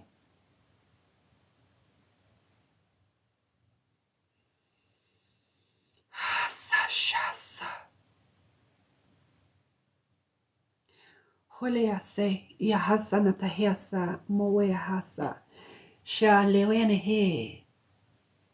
Isho, Sinati, Sanati Hasata, Hasanata, Hasanata, Hasanata, Hasanata, Hasanata.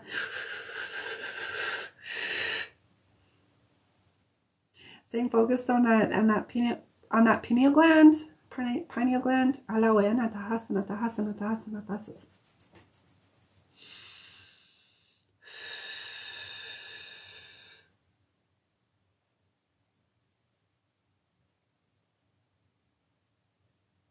Yeah, this feels like it's gonna bring there. What I'm hearing with this is there might be a quickening. There might be a quickening of spiritual initiations now that we've done this, because this is quite, I'd say this is quite potent,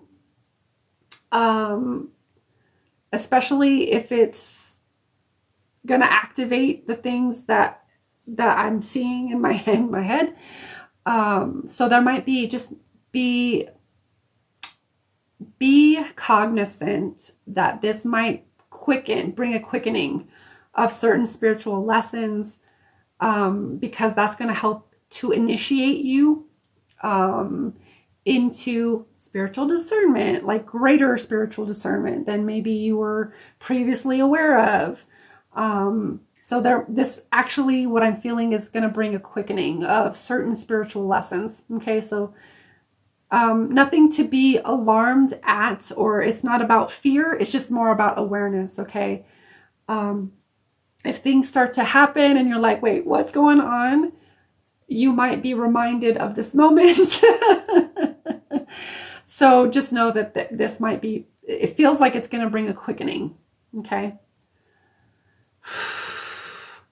It's kind of like what I see. It's like what I can compare it to, what I'm getting the download of is like, you can compare it to, I'm hearing to compare it like when a superhero figures out they have superhero powers. Like I'm specifically seeing the Flash. I don't know why, but like when the Flash realized he has super speed, then he had to learn how to like control it and not and train for it. So it's kind of like that. Okay, he had to learn how to control his ability. He learned like as he went along, they expanded, and then he could vibrate through things and all, so there's many different levels of lessons, I guess you could say, or spiritual initiations that you're going to be brought to like at a quickened pace. Okay, so just be on the lookout. Just stay aware. That's basically it. With this, continue to focus on that pineal gland for me, Austin.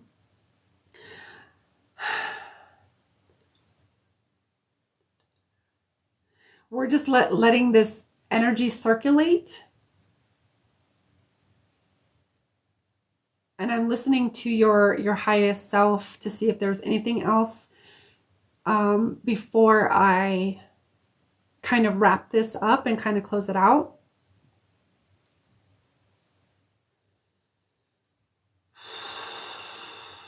Okay. There is a daily ritual that they're asking, or that I'm hearing to highly, strongly encourage you to do, kind of like with Taryn.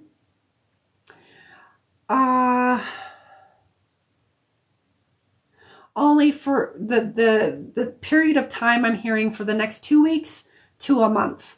Okay, next 2 weeks to a month. I want you to envision bringing white rainbow light, and it's like it has a pearlescent. It's like mostly white, but you can see all of the different colors inside of it. It's very pearlescent, and I want you to imagine that light coming down straight into your pineal gland and activating it, activating your spiritual discernment, and activating your third eye, your ability to see beyond. And this is going to also help to dissolve any and all veils So you've, I'm hearing to say you've been warned. You've been, not in a fearful way or anything, but like, this is something to, they're kind of being more stern with this. Is like, know that you've been told, you've been warned, you've been cautioned. Okay.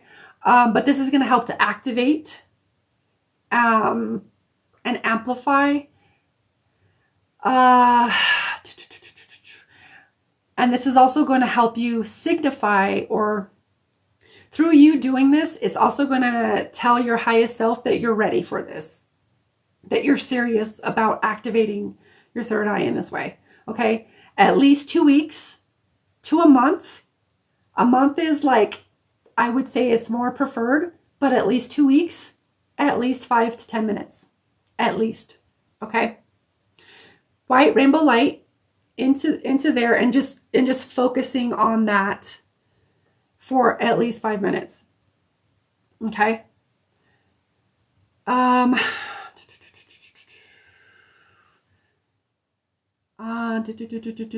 Okay. So I'm being told to wrap it up. So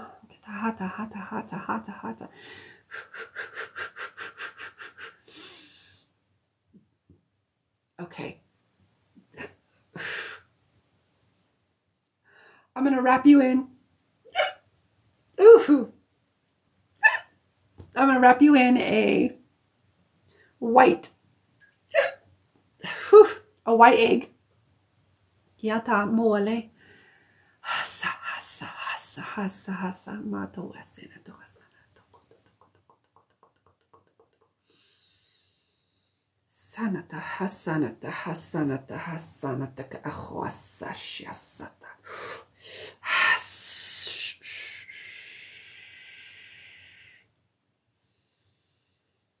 Around that, we're going to bring diamond light, another egg on the outside of that of diamond light. Halata, halata, halata, hanato kuwasanete asanate hasanate. Yadantu yasinete hiasata huwa hasanata. Ole, ole, ole, satata. And another tahala, tahala, tahalata egg on the outside of that of titanium. Ha taha sanata hasanata hasanata kuwata.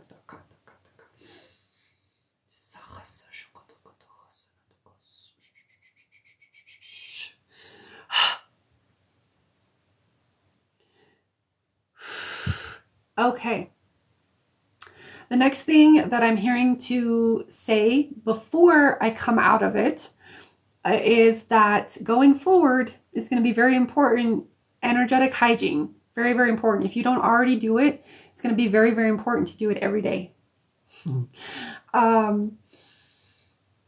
Whatever energetic hygiene practices you've developed or that you have, or I'm just hearing energetic hygiene.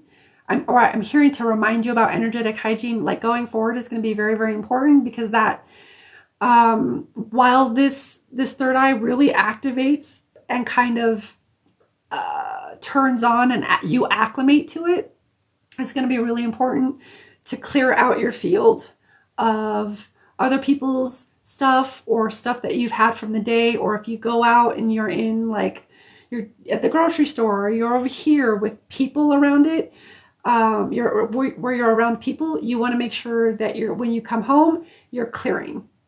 Okay. Physically with water, as well as energetically, whatever. Like, I'm hearing what would be really good for this is the violet flame. Clearing your whole field and using the violet flame, bringing the violet flame, and or white light, whichever you prefer. Or if you have another preferred method, go with that. Okay. But energetic hygiene is going to be very, very, very, very important. Okay.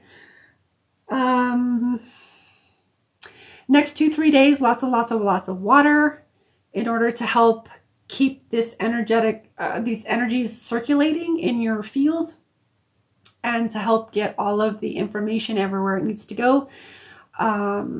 Lots of water for the next 2-3 days. Okay. I'm going to disconnect. I'm going to disconnect now.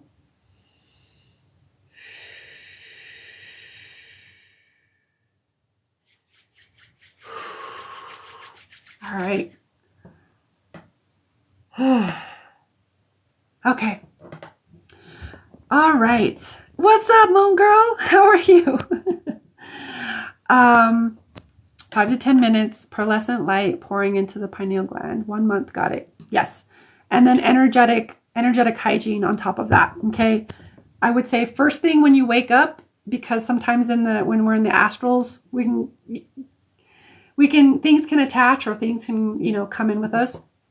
And then before you go to sleep or anytime during the day too. And I've been warned of the weirdness coming. I have boundaries and veils I set up before. Okay. That's dope. Okay, cool. That's dope. Yeah. They were just telling me to make sure that you got the things. And I don't have anything else in my head. If you need to rewatch this, I will have this TikTok live up on my YouTube channel within the next couple days ish. But thank you, Austin. I appreciate it. I appreciate you coming back, and it's always a pleasure to. Where's my stuff? It's always a pleasure to facilitate. I don't have words anymore. Okay. Who's my last one? Diane, my dear. Diane, are you still here, my dear? Thank you so much. It's always fun. It's always a pleasure to facilitate.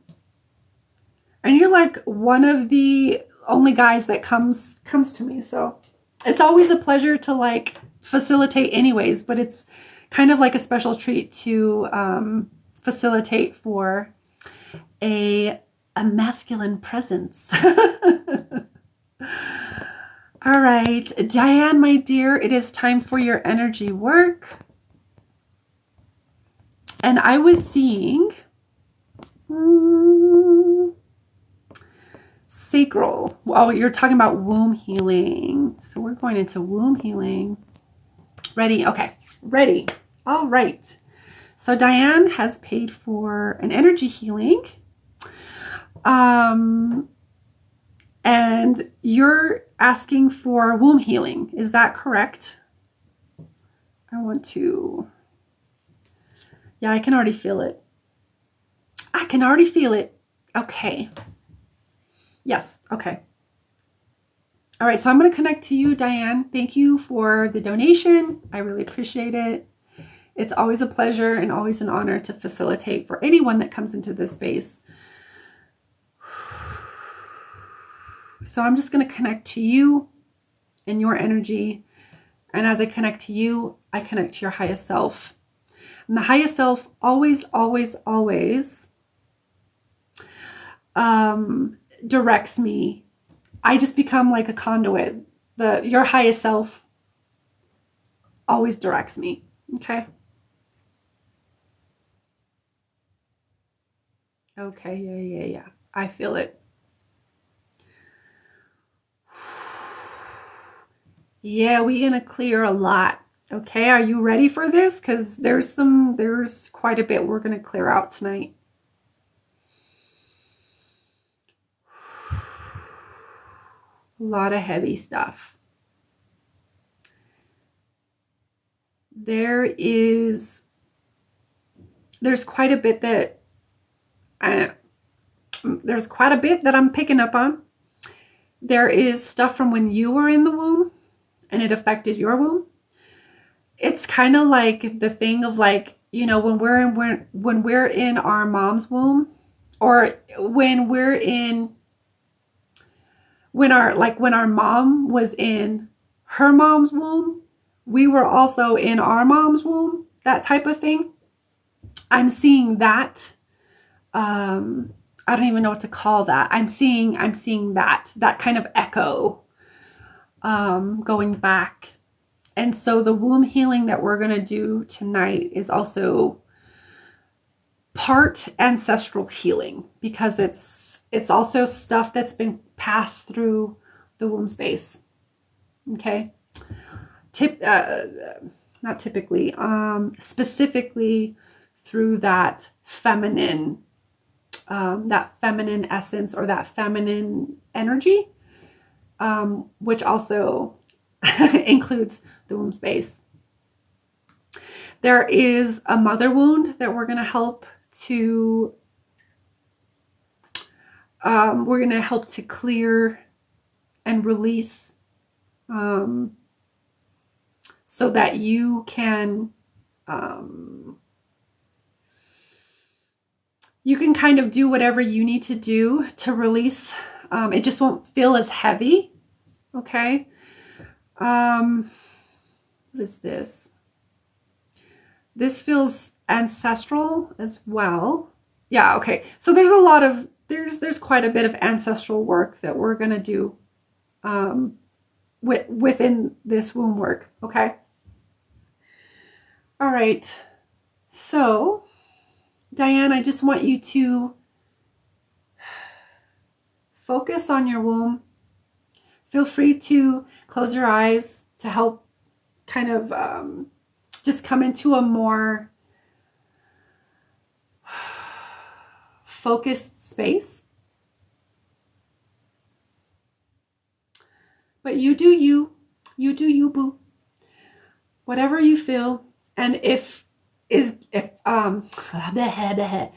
with anyone who is watching and would like to receive whatever is relevant for them within this healing, just know that you can receive whatever spillover there is for you. Okay. And it's always to serve the highest and best good. It's never to do any harm. Okay. Just so you know. But you always have to choose to receive it. So I want you to focus on that womb space. Hasanata, the hasanata, hasanata, hasanata, hasanata. Ule hasanate, hasanate, hasanate, hasanate. Loisi hasanata. We're clearing the space between the throat and the sacral. Haloanahasa. So we're clearing that central line. Halasanata in the hara, the tahola, sanatikia, sanati hasatodo, arasata hasarasata rasar. Kitita hasanata, hasanata, maolata, clearing out hasanata, hasanata, hasanata. Blocks between hasanata, hasata, the throat and the sacral. Lahana, tahana, tahana, tahana, tahasata.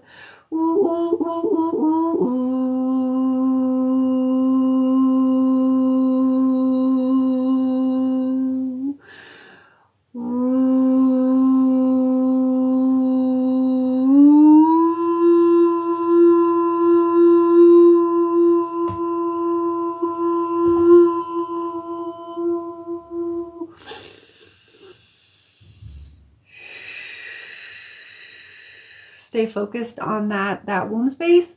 Halata mayote kinata sanata hasanata hasanata hasanaka uasana.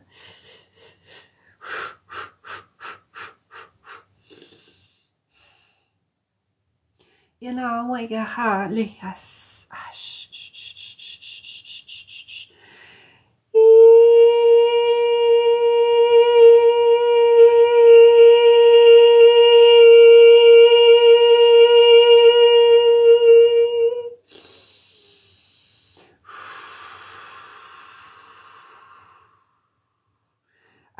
No, yeah, no, wala ya sanati ki wena sanati sanati sanati he sanati he sanati sanati he sala la la la la la ta tu tu tu tu tu tu tu tu tu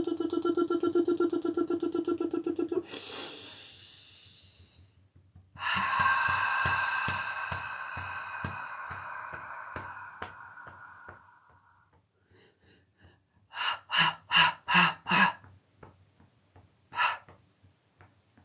ay hello. Yeah, oh, yes. Hey, hey, hey. Oh. I say hasa.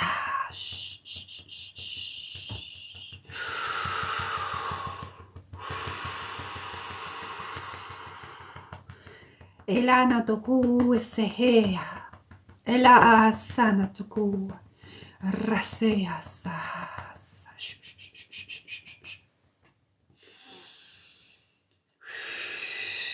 Stay focused on that womb space, that sacral.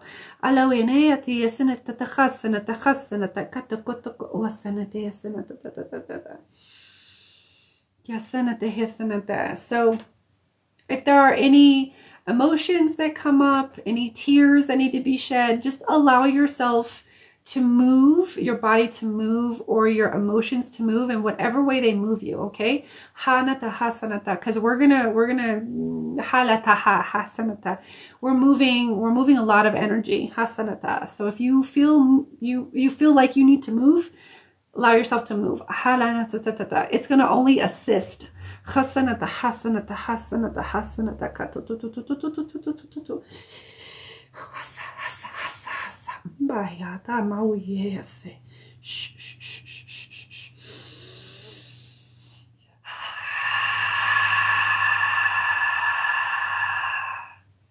Hale sanata kas. Sinati asanata hisanata uhasanata. Calling in the dragon's breath. Allah hisa hisa sa shkoasa.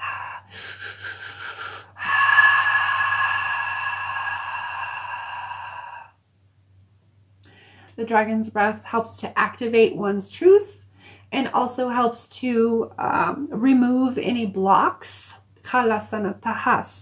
related to speaking one's truth, expressing one's truth, and being authentic and vulnerable in that hasa, hasa, hasa. So we're activating the dragon's breath within the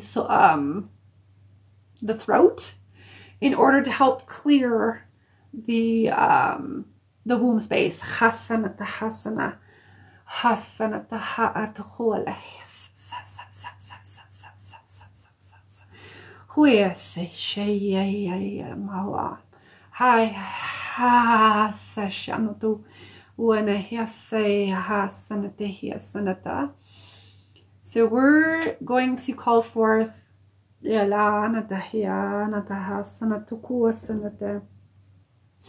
of the high benevolent ancestors in your lineage that wish to release any of their womb trauma alongside you.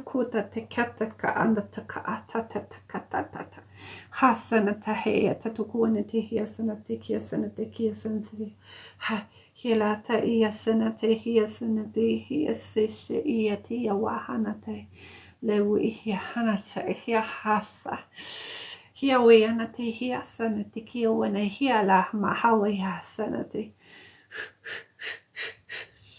Allowing them to express or grieve, express their grief, express their sadness, express their heaviness. Hanata, hanata, hanata, hanata, hanata. As we express that, or as we allow that to be hasanata, cleared through the dragon's breath. Hasa, hiasa, hasa, hasa.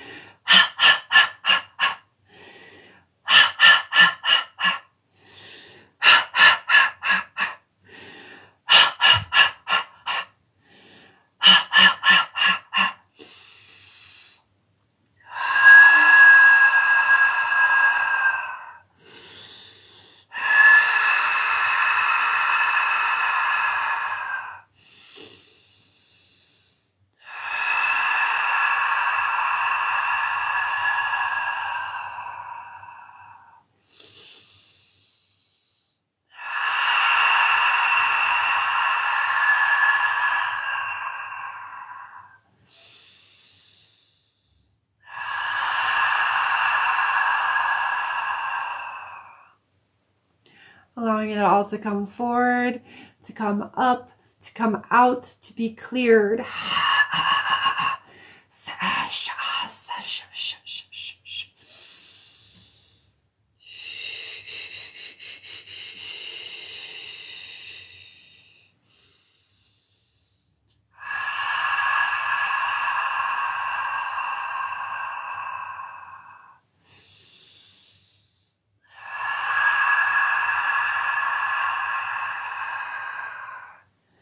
And really clearing out that central channel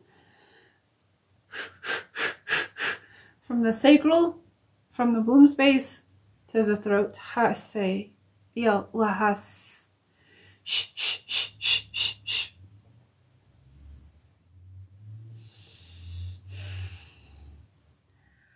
Beginning to ignite that sacral fire. Hyasanata, hasanata, hasanata. Oyase. Allowing that sacral fire to ignite. And I just want you to imagine whatever color, but just imagining that fire happening in the belly, in the womb space. And this etheric fire is going to help clear any energetic residue, pain, suffering, density, grief, anything that is ready to clear within that womb space. Hasanata. And we're going to invite your high benevolent ancestors to also throw in whatever they're ready to release. Hanate hiasanate hisanate into that fire. Hala ana hana iasanate kiasanate kiasanate kiata. Kianate kianate kianate kianate hiata ta initititita hasene. Ole. Yani de we hasay yanata.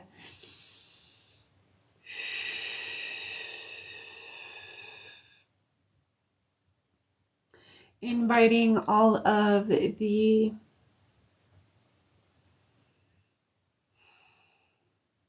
females in your lineage to release any grief, to release any pain, any suffering, any patterns, any addiction, any relationship dynamics that are dysfunctional or disempowering, releasing that into that sacral fire as we fan the flames. Hata, hata, hata, hata, hata. Wasenata hasanata hes ihasanata kata kata kata asata esete. Using the breath, using the dragon's breath to fan the flames of that sacral fire. Asanata hiasikati asata. Sete hiwaneti hiasikiana hayata hata hata hata hata hata hata. Siwia siwia siwia hanateo yes.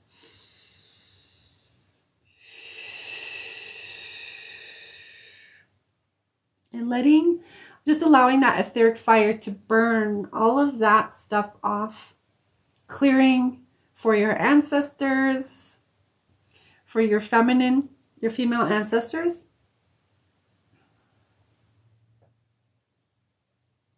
Clearing for yourself as well. And so I would like to invite you as well, Diane, to, put whatever pain, suffering, relationship dynamics that don't serve you. I want you to put any of the same things that that we've talked about, put it into that sacral fire. Relationship dynamics that are dysfunctional or that don't serve you anymore, that are disempowering. Hanata, hanata, hanata, hanata. Old traumas while you were in the womb. Trauma and unresolved trauma from when you were in the womb. The things that you heard, the things that you felt, the things that you experienced while you were in the womb that have affected you negatively, that have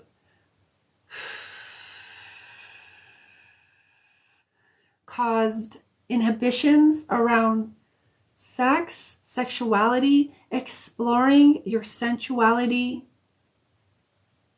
as the beautiful divine creature that you are, and knowing that that too is sacred and okay to express and to explore. Hanateya seya oahalaya. Oeya seya hasa. Oeya seya hasa. Ushu uhalahai hisahasa. Moya hea sanata hea sanata hea saka ua hea.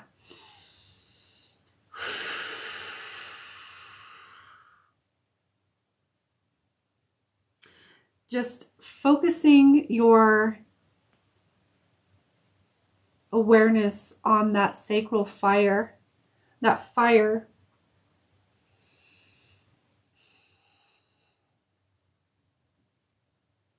and just becoming aware of the things, the patterns, the trauma that it is burning, that it is dissolving, that it is alchemizing.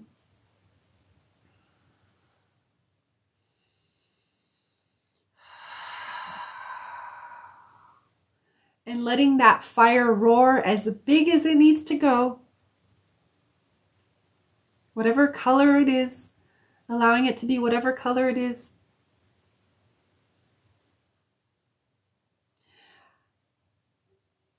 And as that sacral fire begins to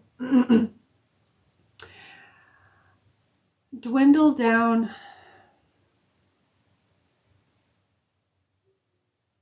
decreasing in height and heat, as it finishes burning off all of that pain, that suffering, that trauma,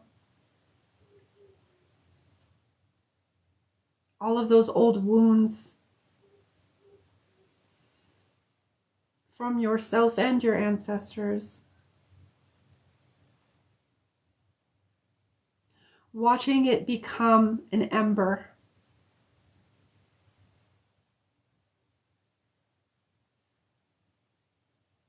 Seeing now before you the ash that has been created, that has been left. And with this ash,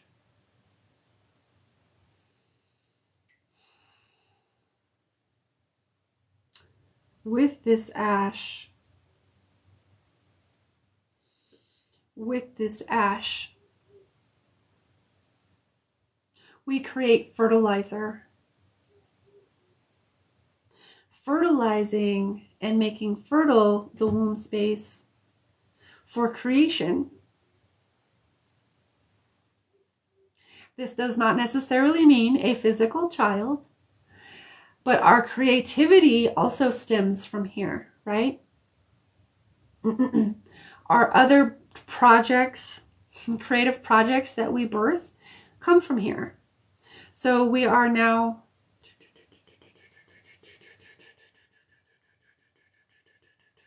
allowing all that has been burned to become that ash, and that ash is becoming fertilizer. Fertilizing the soil, the walls,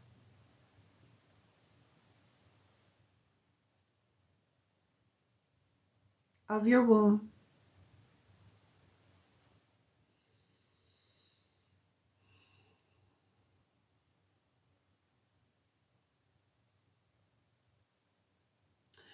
Fertilizing new ideas, new inspiration, or intuition to take inspired action upon. Covering your entire womb space with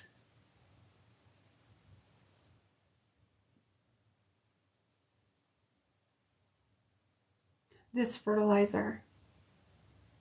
So that which once caused you pain now can be used as fertilizer to fertilize new hopes, new dreams, new projects, new inspirations, new ideas.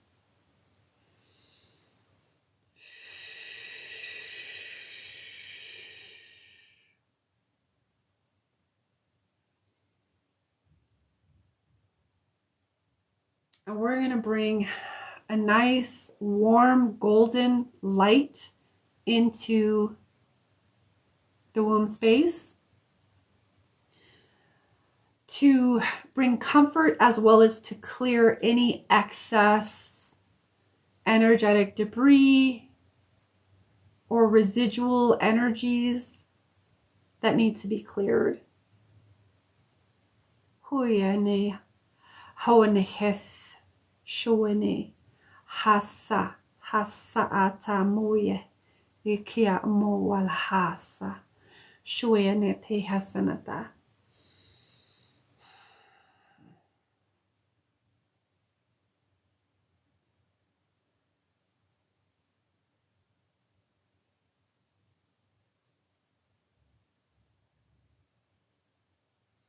And we're going to allow that, we're going to bring that warm golden light into the uterus, into all of the female genitalia.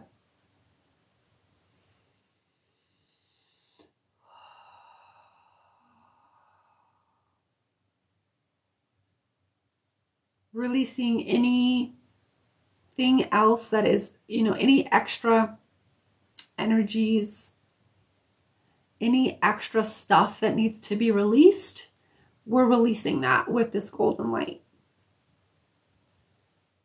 As well as like really bringing comfort and safety.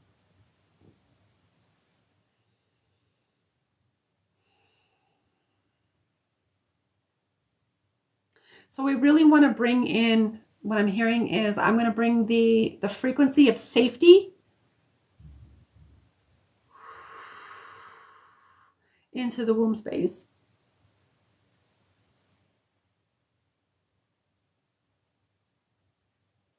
I'm going to bring calling on the frequency of creativity, infusing that into the womb space.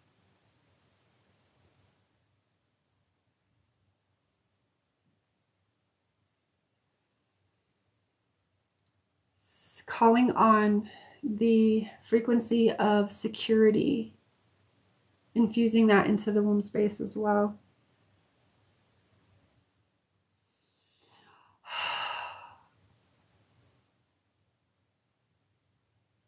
And calling the frequency of abundance forth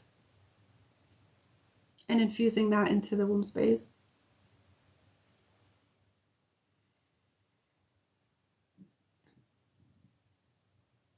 So both clearing and activating at the same time.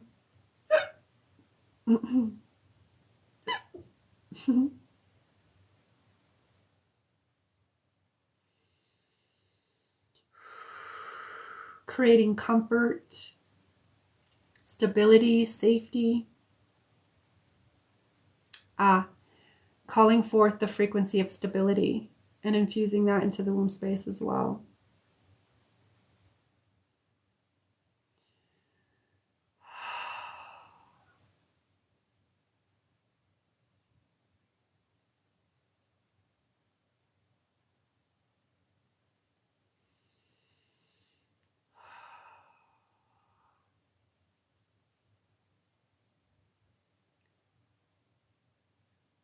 Calling in all of these frequencies in order to create a safe space that allows you to find comfort, find stability, find safety.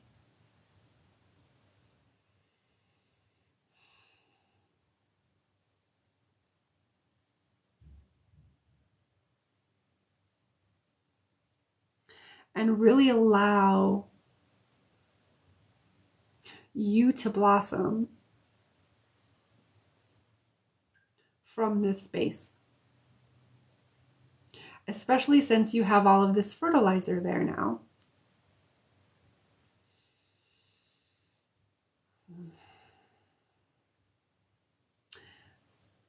As we allow these energies are still circulating and like penetrating like really, really, really deep cellular level. As we allow this to continue to happen, what I'm hearing to say or to relay is I'm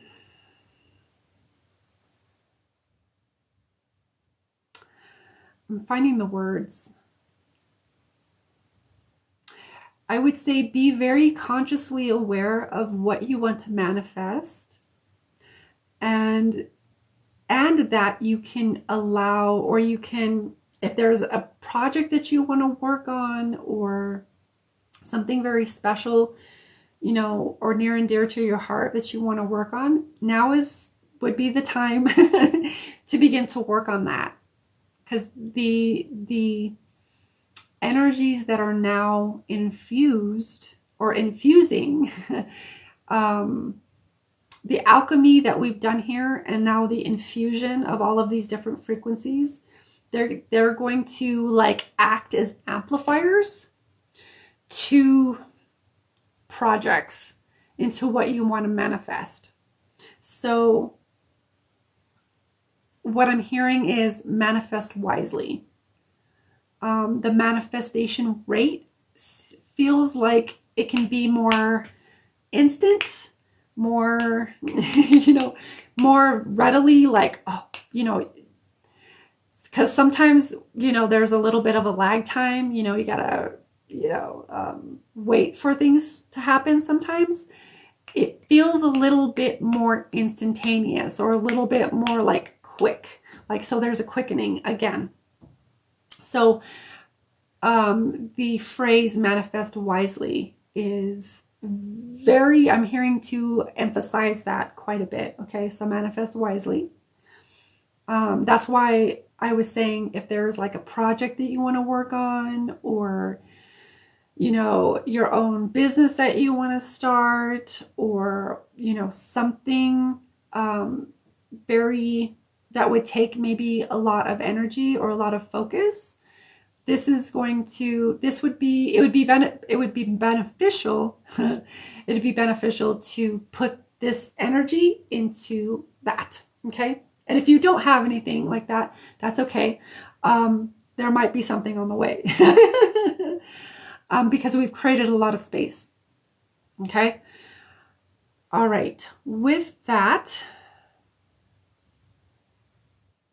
we're going to begin to close this out. With that, I'm going to, let's see.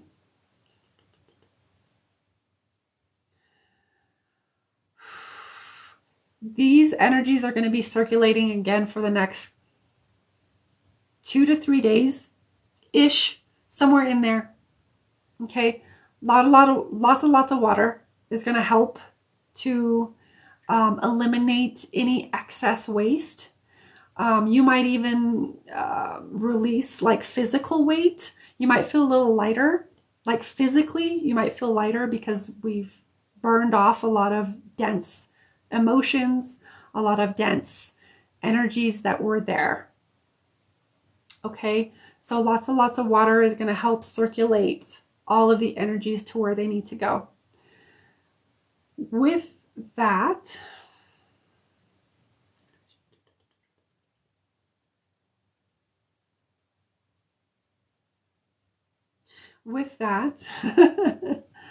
all right, I'm going to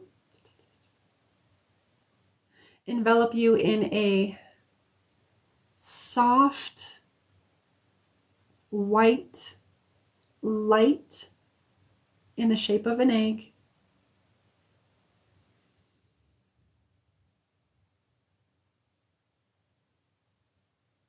And we're going to infuse source into every bit of that. source is all that is, all that all that was, and all that ever will be. So it's there anyways. But we're going to very consciously infuse every particle, every bit of energy into this egg.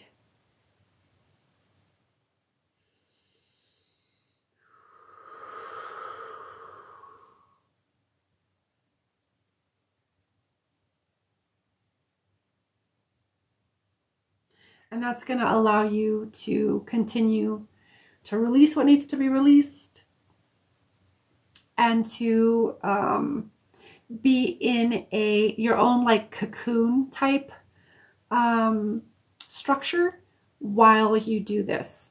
Okay, so it's gonna dissolve over time.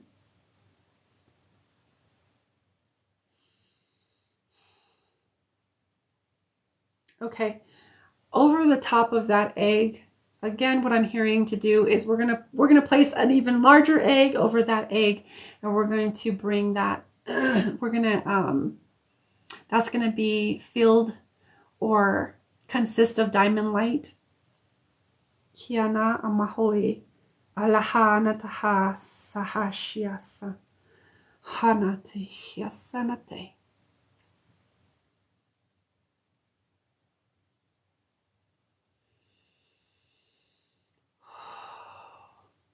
And we're going to do this 3 layers deep again. So over the top of that is another egg with titanium light. Hala hala hala hala. Hianata hasanata kiasa hashiasata.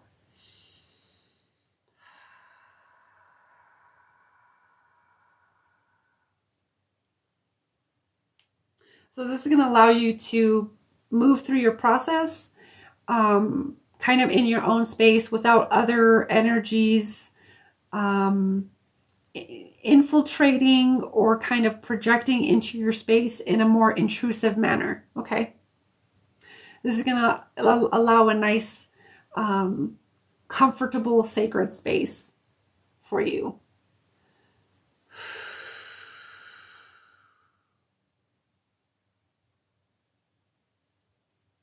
Okay.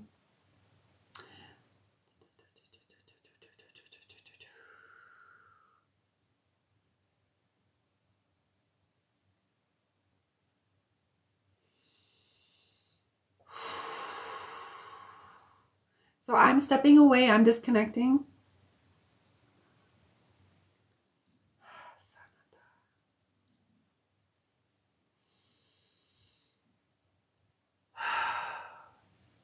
Okay.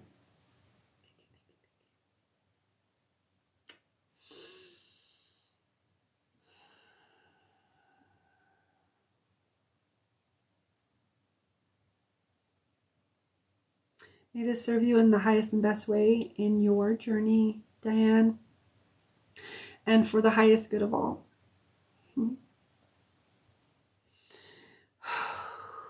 Okay.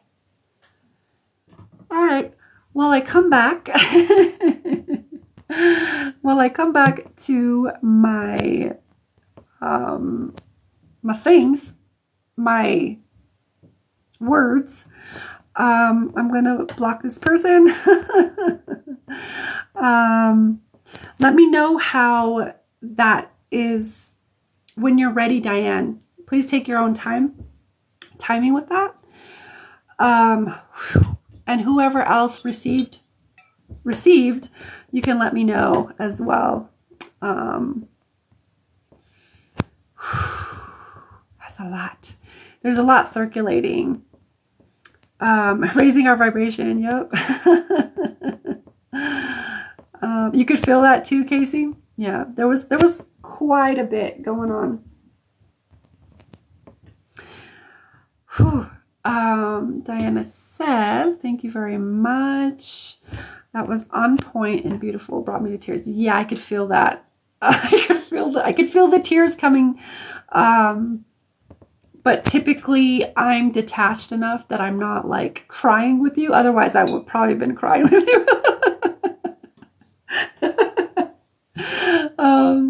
Yeah. So a lot of people in here felt it. um, yeah, there was a lot being released, especially with the ancestral energies that came in with that clearing.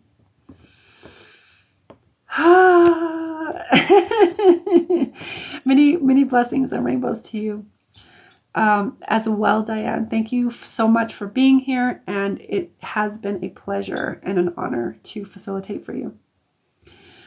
What was the language? It's soul language. It's my own soul language, basically. So I speak.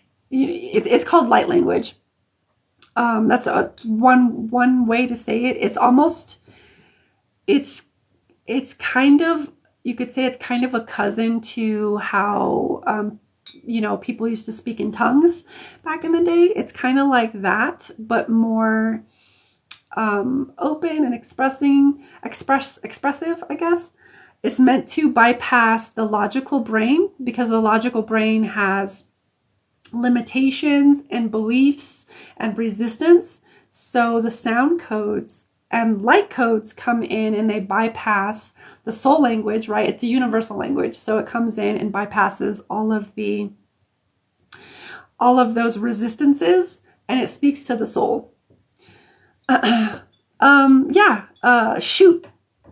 You had a question about ancestors? Shoot, I will. I don't have very many words left, but I'll do my best to answer. Oh, I thought it was Hebrew. It's very strong. It has some of the dialects are very similar to what to the different languages that we have here on Earth. So I've had Hebrew. I've also felt like there's a lot of times, or sometimes there's like more native, and sometimes there's a little bit more Asian flair to it. It really depends on, it's all just sound and vibration, really.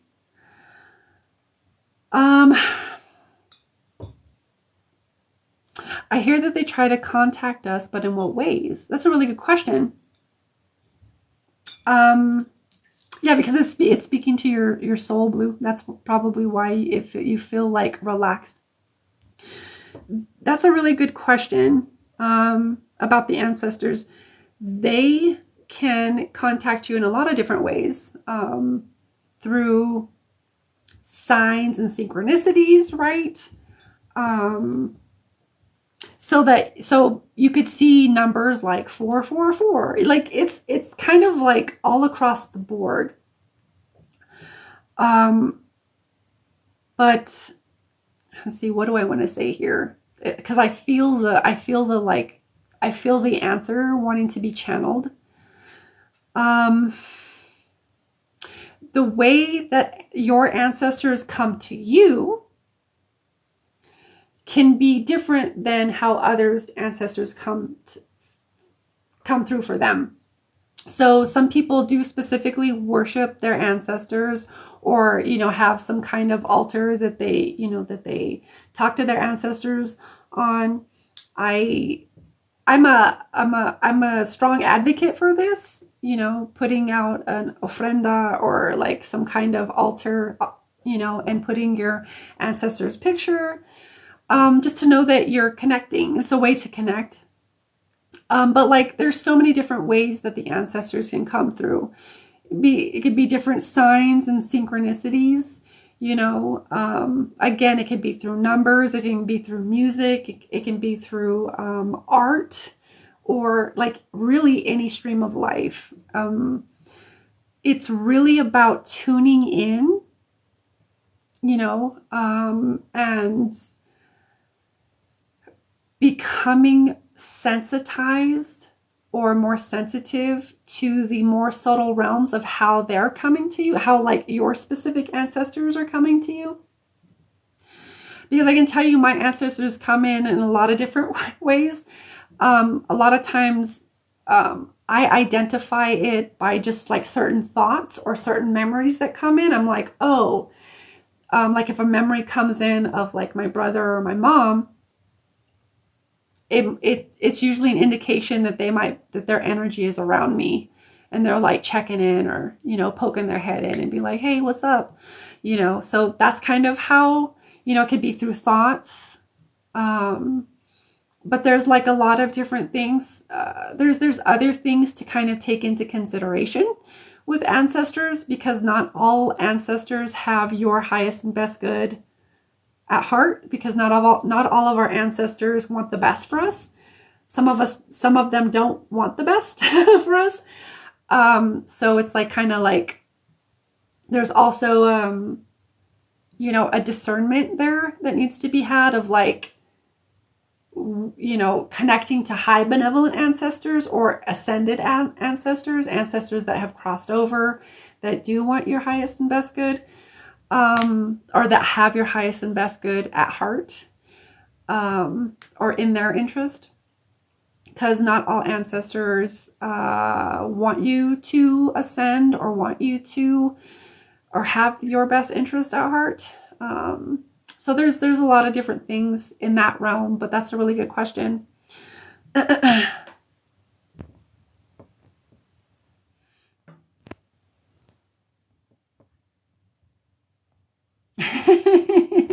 it gets you lit up with chills and lights.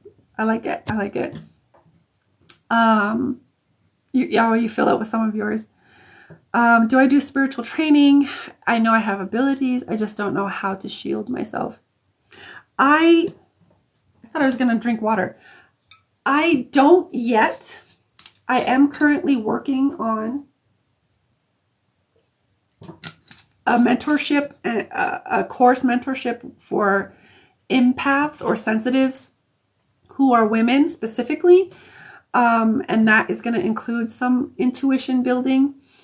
But I think that's where I'd like to go next, is helping people develop their intuition, and going through like shielding and stuff. So it's in the works, but not yet. But if you do feel called to work with me one-on-one, and that's something that you wanted to do, we could always do like package sessions, and I could help you with that, and like send you emails with that, of like how to do certain things. But I just don't have anything set up just yet. If that makes sense. Yeah. Yeah. You hear your dad's voice in your head a lot. That is definitely a way that they can reach you. Yep. Makes sense. I wanted to know if they're proud of me. A lot of our ancestors are, because what I'm hearing to say is like, we're a lot of our ancestors, the answer to their prayer. Does that make sense?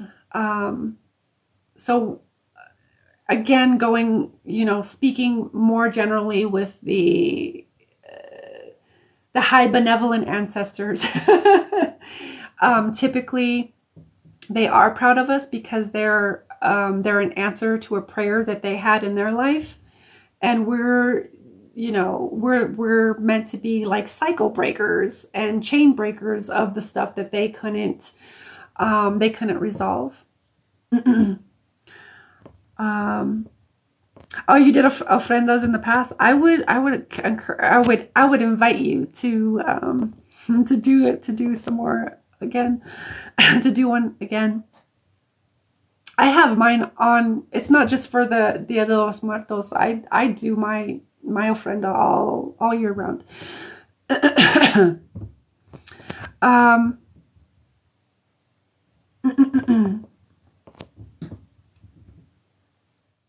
Break cycles. Yeah, it takes some work. It takes some. It takes us being. It takes breaking cycles. Takes making. Becoming aware of the cycle itself, and then making different choices in order to break the cycle. And we can do this in a lot of different ways. You can do it through energy work. You could do it through, just changing habits, physical work, mental, belief work, shadow work. You can do it in a lot of different ways. And it often happens on different levels in different ways. So it's not all clear and cut and dry and like, it's only this or it's only this. But there's usually typically a lot of different ways that you're called to like do shadow work or to break cycles. Yeah, shadow work. Yeah, yeah, yeah. See, that is, I would say that that's breaking cycles right there. There's times I catch myself acting through the toxicity I was taught, but I address it. Yeah, and a lot of times our ancestors didn't address it. So us, even you just addressing it, that's probably just that's probably breaking a cycle right there because you're bringing awareness where there probably wasn't awareness before. Um, but yeah, breaking generational curses. Yeah, that generational trauma, those things that we were taught. And one thing that I've learned through ancestral healing is that when an ancestor passes on, or like even like a relative, or yeah, someone in your like immediate bloodline passes on, like my mother passed in 2018, and everything that she didn't reconcile, or she didn't like, the things that she didn't reckon with or reconcile was passed on to me. Like, and I could feel it. I could feel it. So I've been dealing with that since she's passed. So like anything that your ancestors or immediate relatives have not released or healed at the time of their passing, it gets passed to the next in line, to the next in line, to the next in line, until somebody heals it, or until somebody breaks that pattern.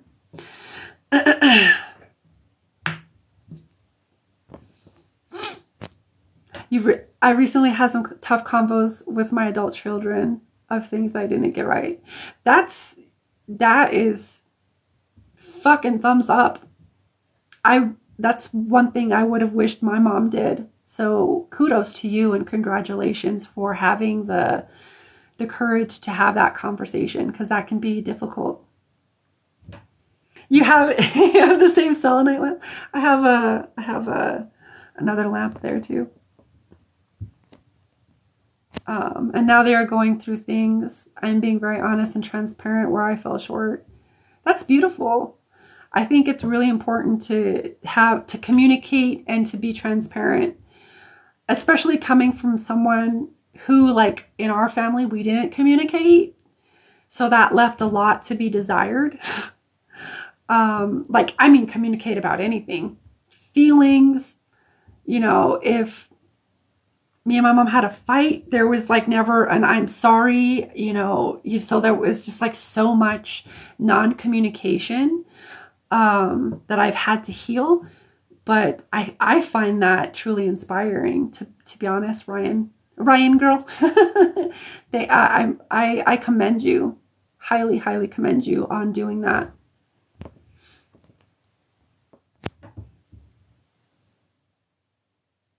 Yeah, it's a lot. Yeah, I've forgiven my mother. She did all she could with 4 boys. That's a lot. And especially not having like a masculine figure, a lot of times with, the feminine that doesn't have, like, has to be like a single, they have to be the mom and the dad. Sometimes that mom can be hyper masculinized. And I only know that because that's not always the case, but I've seen that through my mom because she was a single mother. My dad was kind of around, but he gave me what he needed, or he gave me what I needed, like physically, as far as like, you need money for this or for this. And but I noticed that my mom was very hyper masculinized, and wasn't very much in her feminine, because she always had to do all the things in order to make sure that we had the things. So like, There's a lot. There's a lot. There's a lot of layers to all of the things. And the salt lamp, yeah.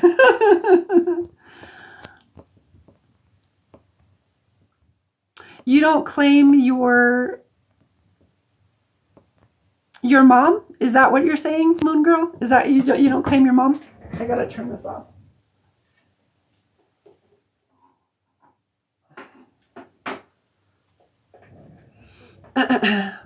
And not just with their raising, but their adult relationships. Oh, that's beautiful. That's beautiful. Way to be transparent. Talk about breaking cycles. Talk about breaking cycles. Yeah, I think so. Just want better for them and for generations to come. It's also absolutely good for you, Ryan girl. I don't know what your name is, but that's beautiful. Yeah, addressing it is healing. Just becoming aware of it, that brings so much. That can bring so much. Just being aware of it. I'm so thankful I had the opportunity to fix things with my mom before she passed. Yeah, because not all of us did. Yeah, good for you. Yeah, that's beautiful. I wasn't. I didn't. I was just so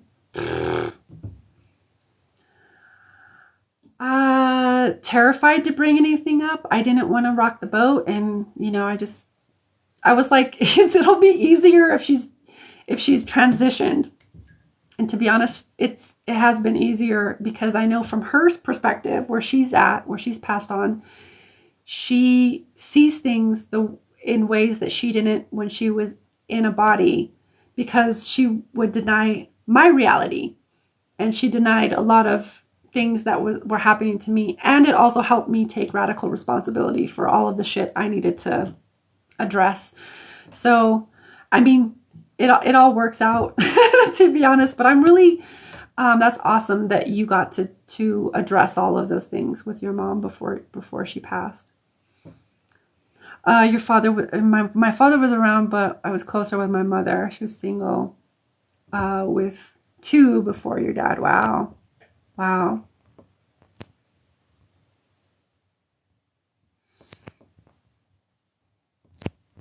Oh, that's beautiful, Casey. Yeah, you let your daughter feel her emotion. I think that's so important. I think that's so important because that helps to build emotional intelligence and be able to allow an individual to regulate her own emotions and feel them, as well as because that also helps them to regulate their own nervous system as well. That's beautiful. Oh, Ryan. I'm just Ryan and I'm a girl. I like it. I like it. I got you. Oh, Ryan. I like that name. I like that name for a girl. I love it. I was raised by my dad. My mom passed away. I was 10. It was hard not having a mom. And we all have our things. I cut ties for 3 years with my mom. And then we had a good 3 years. And that's beautiful. I know what it is like to have to cut ties with your mom. I just started like, except I shut down. So that's beautiful that you had a good 3 years before she passed. I have PTSD and other emotional problems from my childhood. So we try our best to keep her mental health so she doesn't fall in the same. See, we're all breaking those ancestral patterns, and we're breaking those patterns. That's beautiful. Yeah. Well, look at us being all transparent. I like it. We tell her you need some time, and she says yes, and then she goes to her room. That's beautiful. I think that helps to raise a much more resilient, especially emotionally resilient and emotionally aware, emotionally intelligent young person. That's beautiful. I wish I would have had that. But we all have our roles and our puzzle pieces. Um, that's beautiful. That's beautiful. Thank you for doing that. Thank you for being that. That it exists. I love that that exists. Um, yeah, the energy is right now is such a high vibration. You got chills. There's a lot of good energies in here. I'm focusing on healing everything and getting on my path versus appease everyone. Yeah, that's beautiful. That's breaking. There's a couple of different things that feels like breaking ancestral things, as well as moving out of the drama triangle and then into the empowerment triangle. That's what that feels like. Yeah, because appeasing everyone is going to just leave you unhappy.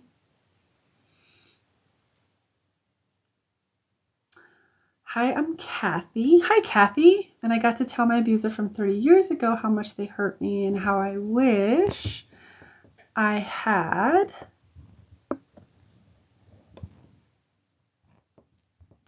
courage to report, and how I hoped he would stop abusing his new family. How much he hurt me. Boy, did I feel lighter after releasing that. That's beautiful. I'm so glad that you, like, congratulations for having the courage to do that. It's really important sometimes for us to speak our truth and to speak out. That's beautiful.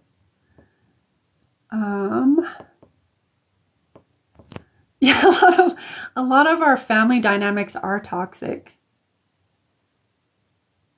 Yeah, they really are.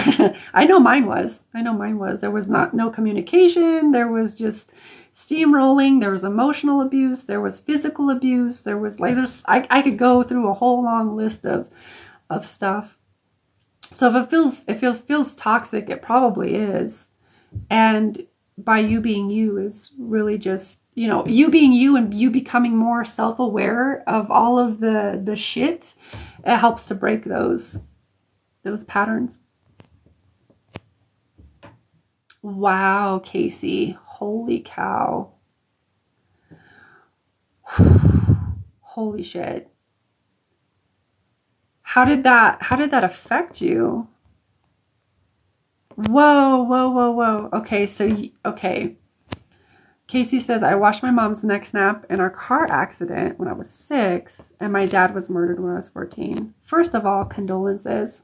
That's some shit. That's some shit. I'm sorry to hear that.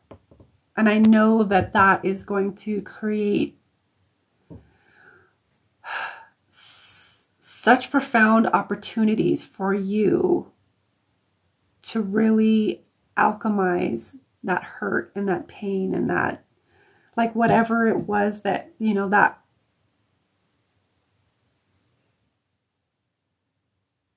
how you experienced that. Does that make sense? I hope that makes sense.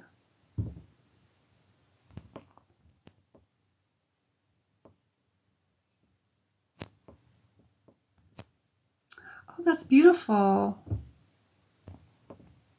She just turned 3. Oh, what a cute little age. She's just soaking in all the things. It does, Ryan. Look at where we are now, and our story is helping others. That matters. It does. It does, because it creates ripples, and I believe that it helps the collective so much more than we could even fathom. Like, I just see it creating ripples and ripples, right? But like, I don't know what it's gonna help, but I know that it does.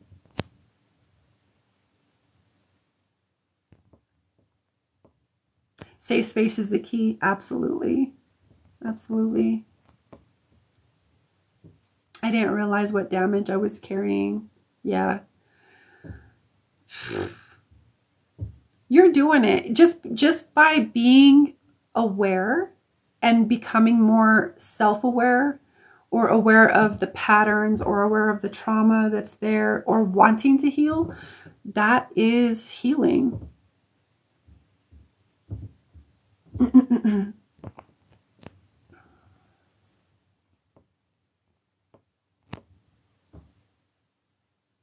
Wow, did you?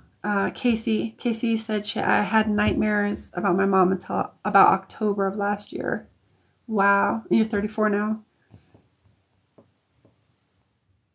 That must have signified some kind of release of that. Yeah.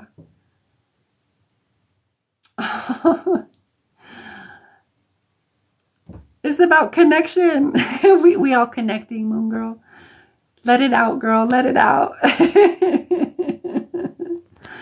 um, yes. Lifting everyone in this chat in my prayers and sending loving and healing vibes. I appreciate that, Casey. We all appreciate that. Oh, thank you, Ricky. I appreciate that comment or compliment. I appreciate that. Oh, you saw your mom die in front of you too. That is crazy. Actually, I seen my mom die in front of me too, but she passed. You know, she had a stage 4 liver cancer, and I had been taking care of her for months. But she passed in front of me too. So I know what that's like. I don't know how your mom passed in front of you, Blue, or Casey, or yeah, actually Casey shared. So I take that back. But I know what that's like. That's like, holy shit. But I also believe that there's a sacred, like, I believe that's a sacred act, or that's a sacred thing that's happening there. Does that make sense? When someone dies in front of you, I think that's sacred. Oh,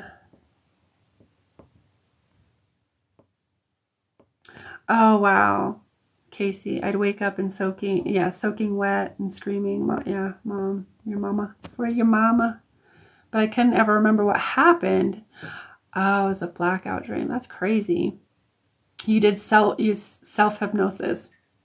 Hypnosis is a very, very great tool modality for healing. I highly, highly recommend it.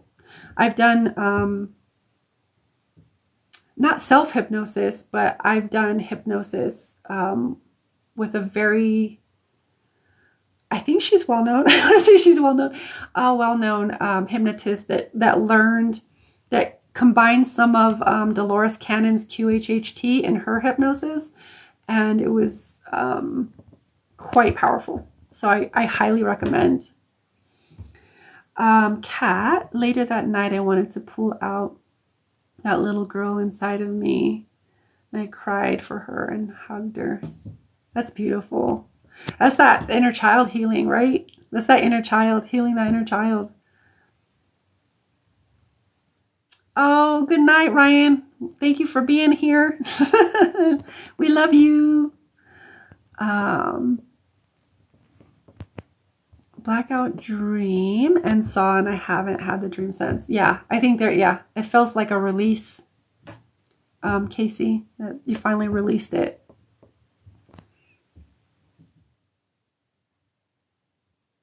I was just crying for my mom, and she passed from cervical cancer. My condolences, Ricky. We're all connecting to the mother energy right now. Oh, connected to her. It was amazing feeling I told myself I'm sorry. Yep. Yeah, that's part of quantum healing. You're actually killing yourself on a quantum level. That's beautiful, Kat. Yeah, like they didn't have to die alone. Yeah, I was right by my mom's side when she took her last breath. I think that's so sacred. I always knew. I kind of tend to be that person though that either catalyzes someone's death or is beside someone when they're crossing over, because I'm also I've also been a death doula in a past life or in a parallel live stream, and I help people cross over as well. Just from my own, just sharing my own experience. Always knew I saw something because I couldn't never feel her or remember her until I seen what.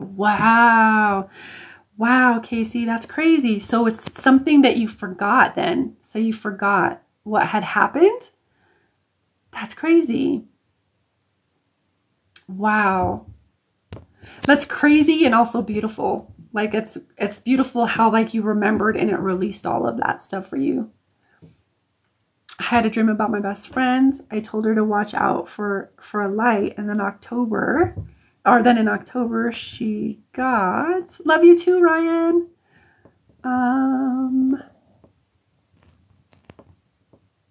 We're waiting for Blue.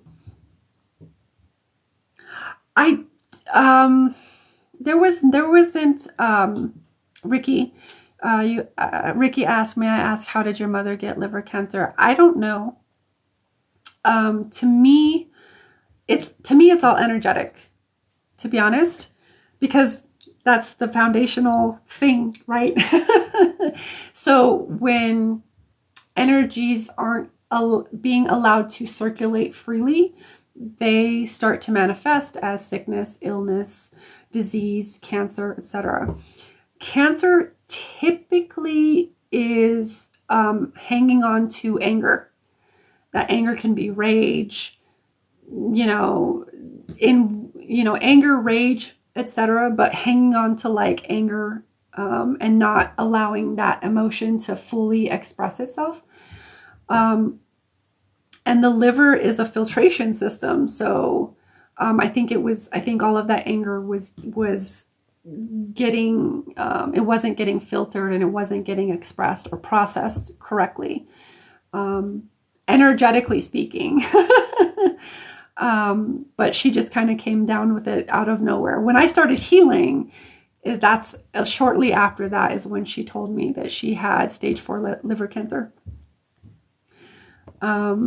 But energetically, that's kind of what I have discerned and deciphered. Yes, we're all connecting through our pain. I've always felt like I've given a caring, nurturing vibe even as a man. LOL, of course. Well, we all have that ability, right? We all have feminine and masculine energy. And that balance is different for each of us. Some of us as women, we might have a more dominant masculine vibe, and that's balanced. And some of us as men have maybe a more feminine, nurturing side, and that's balanced. It's just kind of, it's different for everybody. But that's dope. I love that. Thank you for sharing. You were there when your father passed? That's beautiful. That's beautiful. Yeah. Yeah, it's crazy what trauma does to your brain. Yeah, because it sticks with you. It sticks in like trauma. It sticks in your body. It sticks in your physical body. And it's important to release it from the body and process those emotions because it sticks. Otherwise, it sticks. I was reading about that when we were young and traumatized, we tend to put it in a locker. Yeah. I get that. Yeah, I would say that's true. I know for me, because especially if you don't have a way to if you don't have parents that are cognizant of it, or they don't talk to you about it or communicate to you about it and help you process these things, we definitely can dissociate it, put it in a locker, and we don't realize that it's how it's affecting us or that it's going to affect us until we're about probably about in our 30s, but even younger in this day and age, with all of the youngsters with anxiety, and a lot of issues about how others see them, a lot of different things. But I would tend to agree. That's an interesting perspective.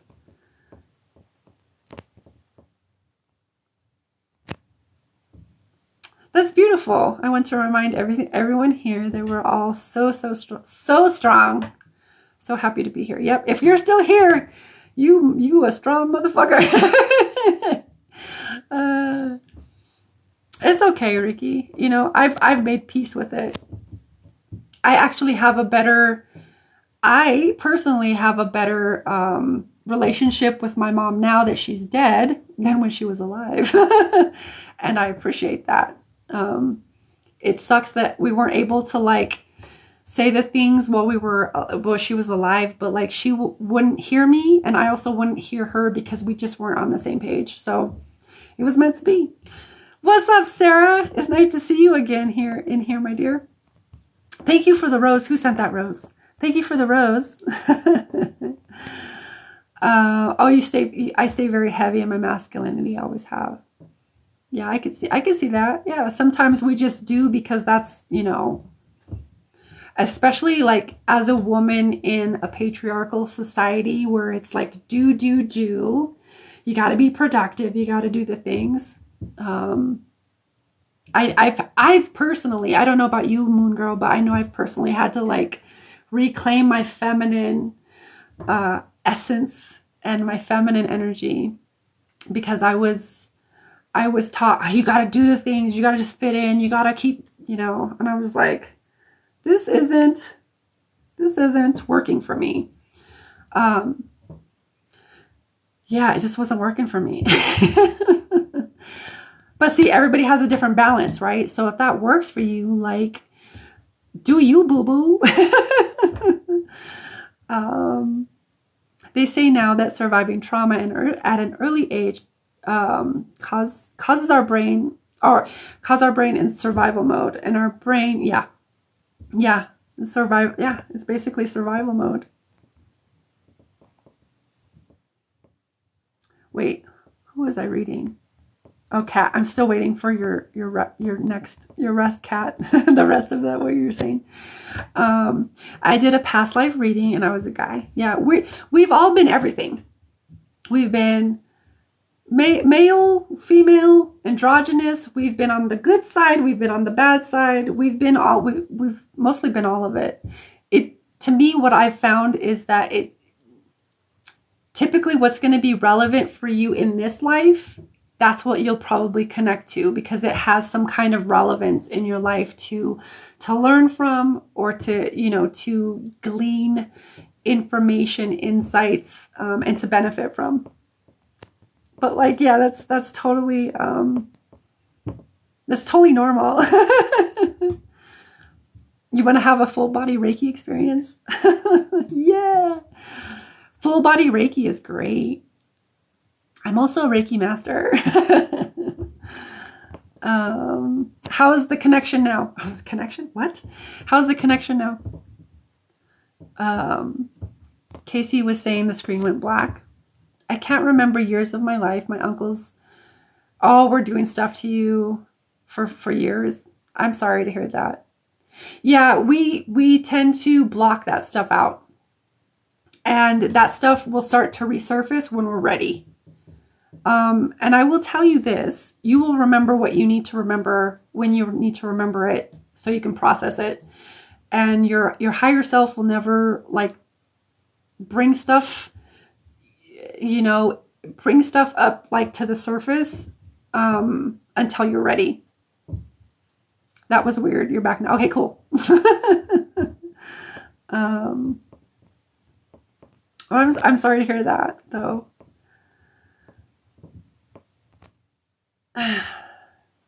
I get things that reminds me of things I had locked up. Yeah. Especially if that feels like dissociation to me and that happens, especially if we're like sexually abused or even physically abused, we tend to we dissociate. I know that there are things because I dissociated so much because everything was so painful because I'm empathic, very sensitive. And I had a lot of a lot of shit happen to me too. And so I dissociated a lot. And so there's a lot of things I'm like, I don't remember that. I don't remember what happened. I remember certain things, but not other things. And my memory's been affected. So I totally get that. I totally get that. But like, also know that you don't have to remember all the things to heal. We're kind of just talking now, Kyla. I'm done with all of my paid readings for the night or for the morning. It's 1:11 here. I'm done with all the free or all the paid readings, and we've just been kind of talking about. We've been bonding over our pain, over and just sharing and being transparent. It's because once you're crossed over, you become your higher self. Yeah, exactly. So you can see the, yep. Mm-hmm. Yeah, I prefer it now. I definitely prefer me and my mom's relationship now.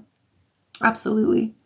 That's why I'm like, she can see all of the things and she doesn't have that ego and that stubbornness that was keeping her from seeing my pain or my side. And now that I've healed a lot of my shit, I can also see her side too. So I like it a lot better. I get along with the dead people more than alive people sometimes. I'm trying to get it back, but it's hard. You don't have to, it depends on what you're talking about, Moon Girl. I know what you're talking about, that, like the memory thing. The memory thing comes in, I don't know. It depends on what you're talking about. I don't know if you're talking about like memory or if you're talking about, your memories specific to, what was happening. And just know that you don't have to remember all of those things to heal them. And at the same time, the things that are meant to come in for you to heal, they'll come in. Sometimes it's not necessary or it's not required for you to remember all of the things, because then it would almost re-traumatize you. So just trust. I would really just lean into trust. Trust that whatever comes up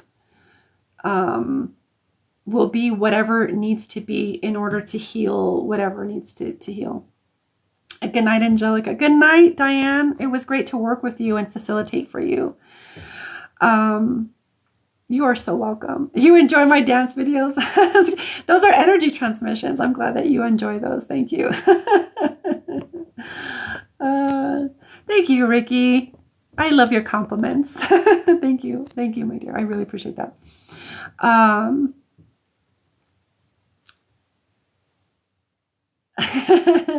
Pretty makeup and dress, but walking like I have to fight the world. Got you. I get that. I get that. Where do you get a past life reading? There are people, I don't know anybody specifically that does past life readings. I can't think of I know that there are people that do specific past life readings. I know that if someone came to me and was like, I want to do a past life reading, I would be able to channel that information. So I'm one person that can do it. But there are other people that specifically can probably give you like details and all the things. One person that I got a past life reading from, it was a little bit more as like a star seed. What was it? It was very specific to star seeds.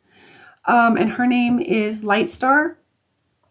And I think her website is lightstaractivations.com, I think. But there's so many people out there. I would say just like make the intention, set the intention to find someone that does those, and you'll find someone. Like there's so many people that do it. But go with someone that you feel specifically guided to work with.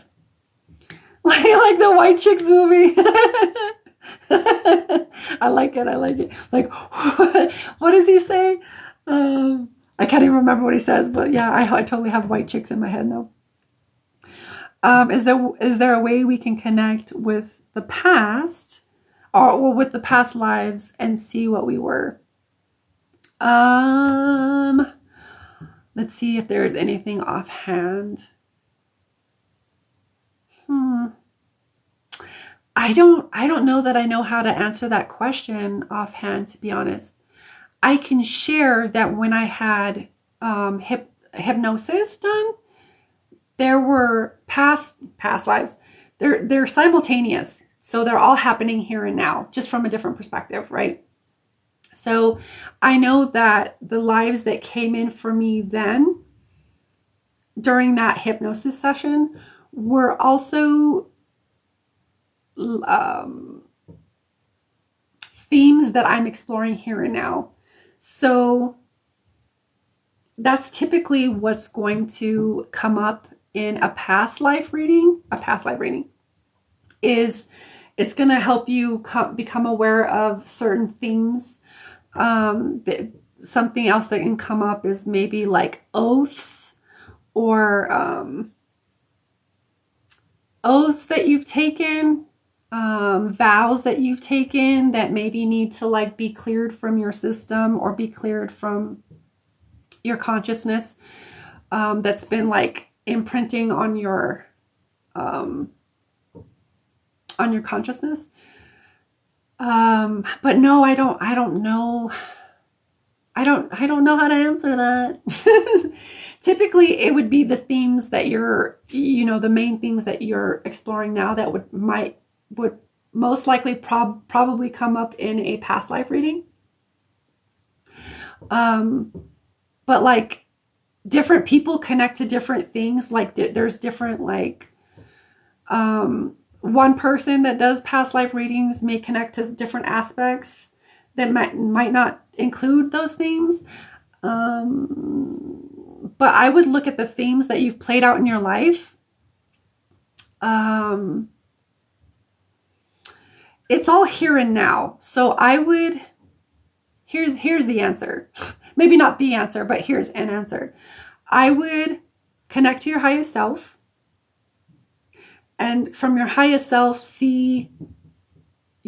ask for a parallel life stream to come in, because it's all parallel. It's all here and now, right? So you connect to your highest self, however you connect to your highest self, and then ask for a parallel life stream to come in because you want to learn. It's more about what's relevant for you to learn, for you to know, for you to benefit. So if it's not going to benefit you in this life here and now, you're most likely, so it's usually about what can you learn from? How can you grow? What can you learn, or what can you become aware of, so you can use that to learn and grow and evolve? If that makes sense. I would call in your highest self and then ask your highest self to bring in a parallel life stream and connect to a life, connect there. That might take it might take some time to connect. It might not. But that's how I would do it. I always go to the highest self, because the highest self is the multidimensional self. Hope that makes sense. Hi, Monica. I had someone blow air through my hand. It was awesome. Oh, it really does damage. Yeah. It does. It can damage our brains, and we can actually heal that. We can create new neural pathways. And so kind of to the point where there is no damage. Does that make sense? I used to have you used to have Reiki done for your migraines, Casey. I love Reiki. Reiki's great. Oh, Trisha. I don't know if you're still here, Trisha. The $25 reading consists of, so you either you can ask a question, you can stay open, general, you can have a love reading. It's kind of like, what do you want to focus on? Does that make sense? It's kind of like, but I will say that the paid reading, it will bring in a lot more information than a free reading does. Because the free readings are, they're short, concise. But when someone it's about the energy exchange, right? So when someone like honors that energy exchange, there's a lot more information that I gain access to. That makes sense. I hope that makes sense, Trisha. I don't even know if you're still here, but I hope that answers your question. That's right. When I talk to my family, it's like that. It's like that too. My fiance says I talk to the dead more, more than her. Yep. Yep. Because they kind of, they know what's going on. You know what's going on. I was in my 30s when I learned this. My mother couldn't give me what she never got from her mother. Yeah, exactly. Exactly. Those older generations, my God, you guys, they're talk about warriors. They were fucking warriors because they were just like, they were fucking in that shit. Be grateful for the ancestors that got you here. Thank you, Sherry. I love your hair. Thank you. I can. Yeah. That's part of my, who was saying that, Sherry? I do. That's part of my paid services. Sherry's asking, can I connect someone with someone who's passed over? So you notice I have mediumship. This is for people who've crossed over, and I can do that open, or you can connect to someone like specific. And I do multidimensional mediumship, which is connecting to your guides, your highest self, kind of bringing in whatever information needed from. We did some earlier, but yeah, I can pass. I can. Those are paid only. My mediumship is paid only because it takes so much. It takes so much energy for me to do that.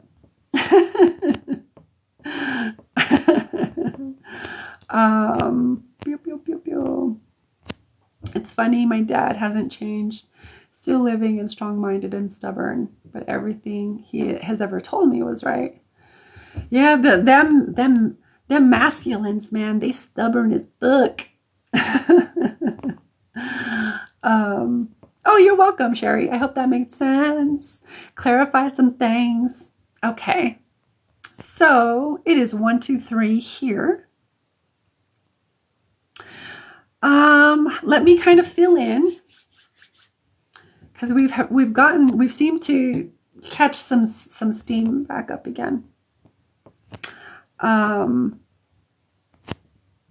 Oh, it's changed. Still loving. Okay, loving and strong-minded. Okay. Oh, got you.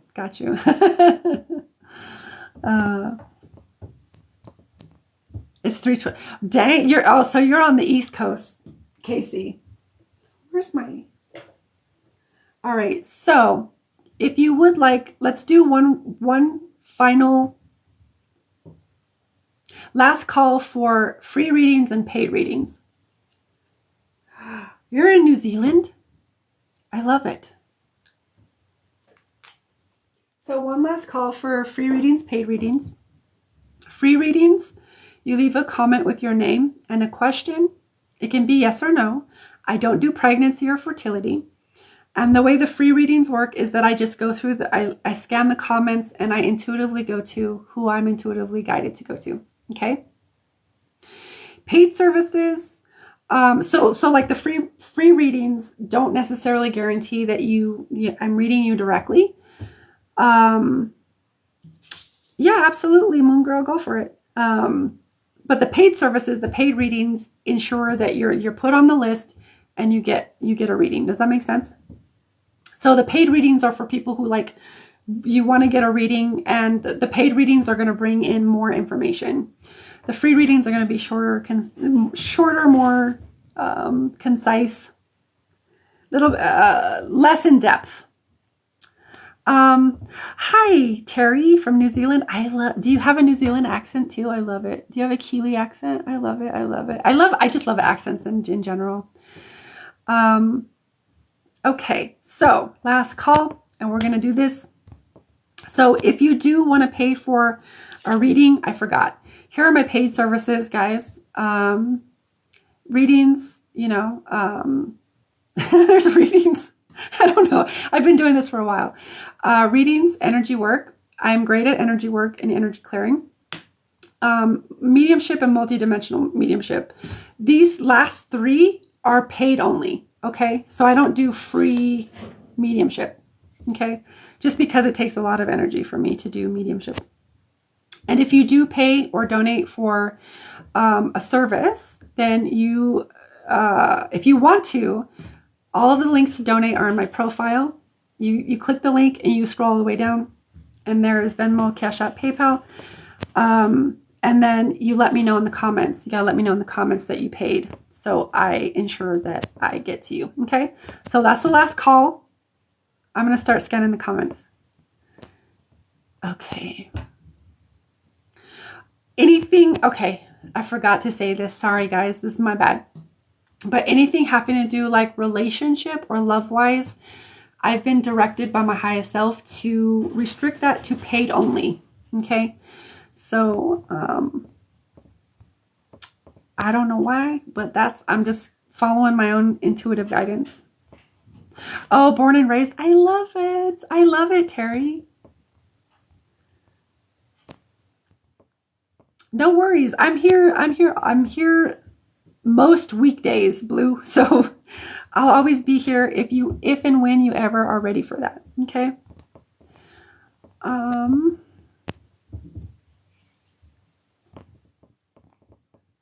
Life-changing in what way, Casey? Can you be a little bit more specific? It's kind of vague. And I'm hearing to ask you to be a little bit more specific. Otherwise, if you ask kind of like a more vague question, you're going to get like kind of vague insights. Does that make sense? Thank you, Winnie, for the roses. I love it.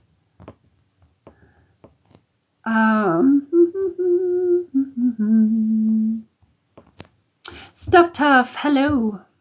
It's nice to have you here. Hello. Andrea.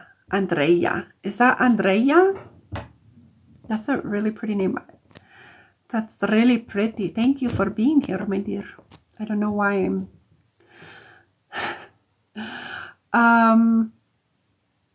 Okay. All right. I like this one. I like when people are like open and just like, here, tell me what I need to know. Winnie, you're asking, what does the universe want to tell me? Got you. So let me just kind of listen. I'm going to connect to your energy, your frequency. I got a lot of, when I connect to your,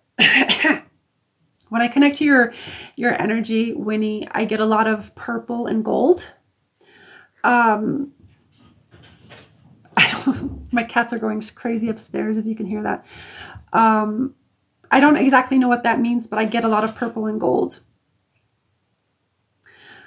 I personally tend to connect purple with the crown chakra, gold as well with Christ consciousness. So that would actually tell me that there's a lot of, you tend to be very open to spiritual information, very intuitive, very, very open. So you're receiving a lot of information. The thing that I would say with this is,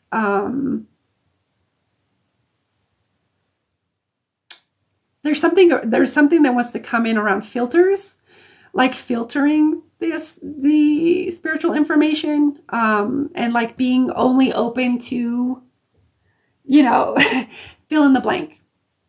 Or only because it's like there's like almost a non-filter is what I'm getting. Is so maybe I would say the takeaway here is contemplating or doing some self-reflection on what kind of spiritual information or even information in general do you want to be open to, because it's coming in. That crown is like super open.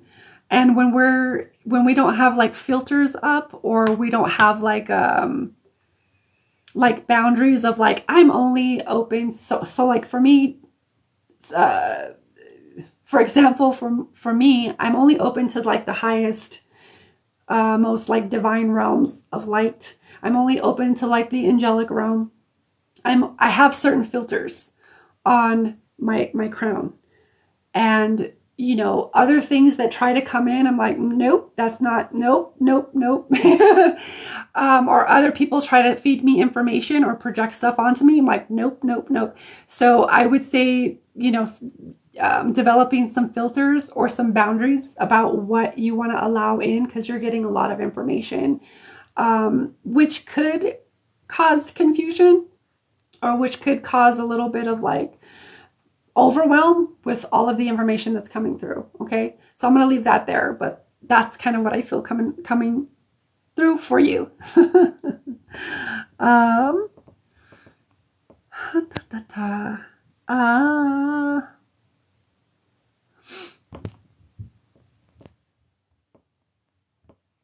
Okay. Yeah, your name is Andrea. I like it. I love that spelling. It's really pretty. I do Reiki. I do facilitate Reiki. I have that in private sessions. I have that on my website, so you can book that. Book that as a one-on-one session, or even here as well. But yeah, I do. I'm a Reiki master in 3 different types of Reiki.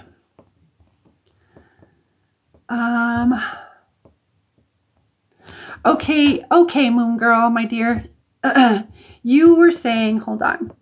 I'm a little bit behind on the comments, so bear with me. Oh, you're saying, is this new place going to go well? As in, like, allow me to be independent without financial issues. I got you. Okay.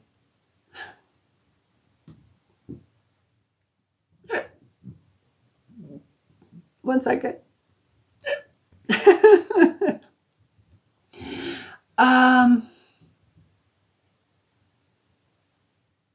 The way it comes in is that there still might be some hiccups, and that's actually going to be a good sign, because it's going to allow you to see holes in your plan that need to be filled in. And with that, I feel new skills, like skill building.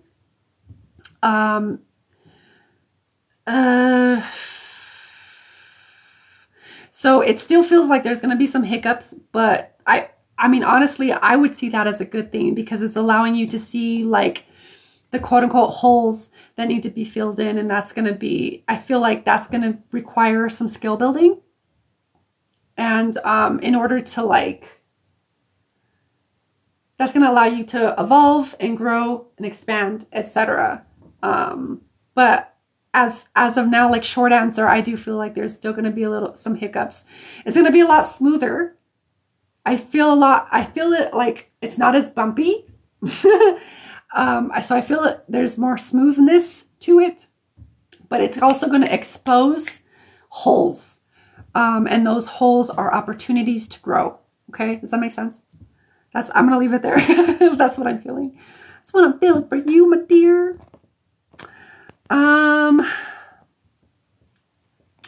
Bobby, you're asking. It's nice to meet you. I didn't know what your name was this whole time.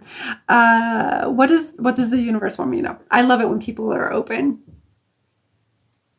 Okay. I'm getting a lot of blue. Blue usually will take me into the throat and the expression center. Yeah,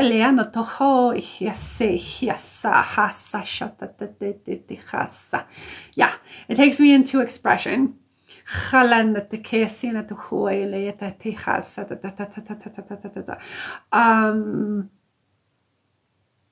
Expression.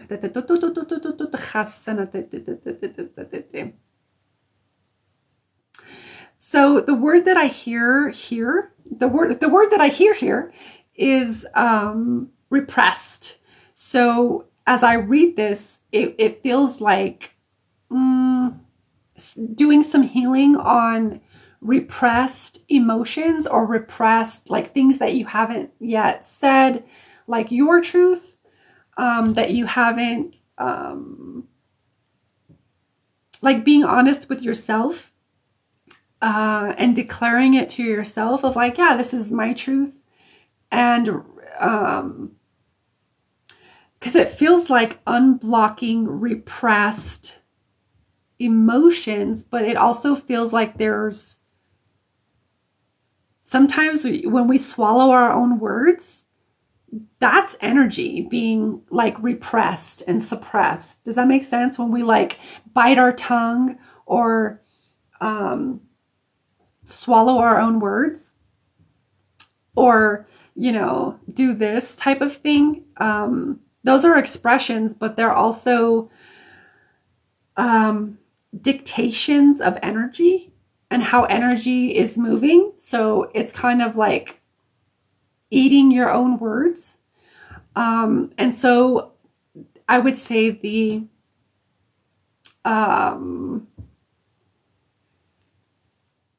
the message here, finding the words, the message here is about, what have you repressed emotionally, as well as like what truth have you repressed or not allowed yourself to like speak either to yourself or kind of out loud. Because that's kind of the sense that I'm getting is like something needs to come up in order to clear this. And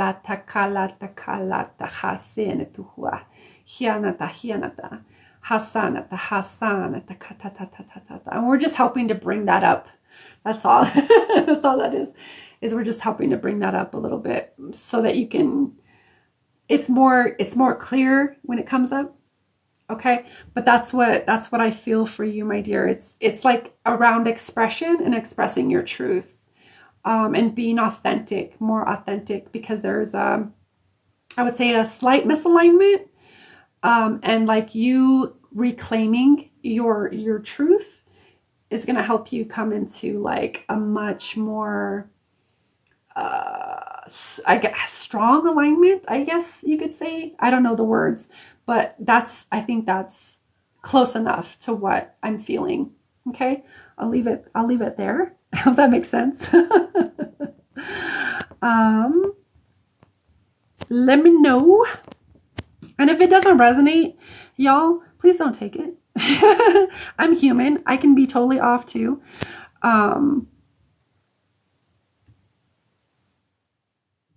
Yeah, I'm glad you were here, Kat. Kat says, I'm so glad I found you tonight, but maybe I was supposed to be here. Absolutely. You're always where you need to be. You hit on so many things tonight. You're welcome, Winnie. She's probably gone, but thank you for the hi bear, Andrea. Yeah, I'm looking forward to that, Moon Girl. I'm looking forward. Always in divine timing, though. Remember, right?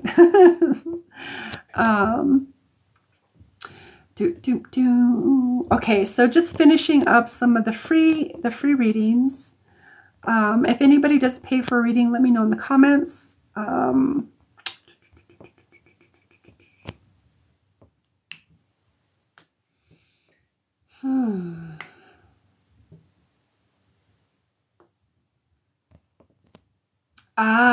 Okay. I got you. My kids want to start a business, so I'm excited to start with them. That's beautiful. That's dope. Yeah, there's that. Okay, that's what I was feeling, because I was like, this feels like it's business related, but I had lost that when I was bringing through the information. Yeah, there's going to be some skill building required with that. Okay. So when it comes up and those holes get exposed, get excited, because then that means you get to like build new skills.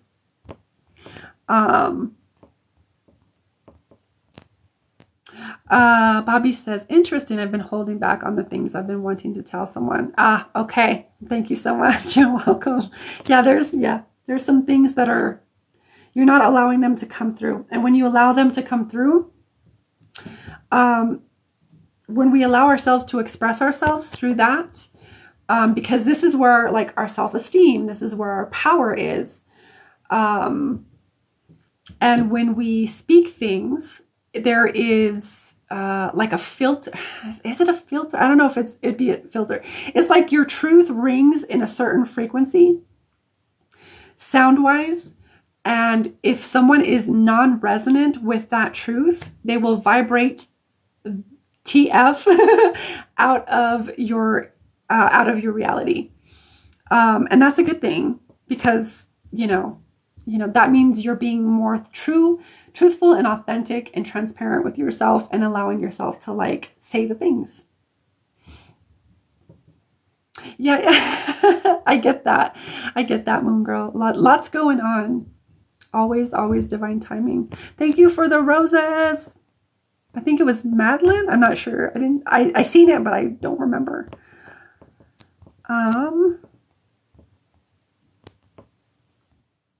Oh, financially. I got you. Thank you again for all the roses. I love it.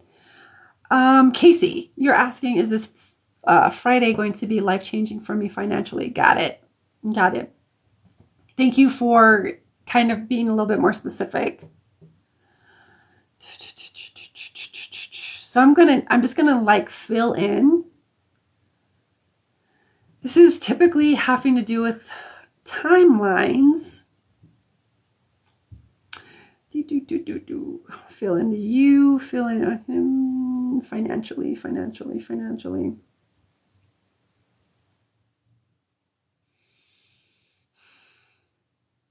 I'm just listening to see if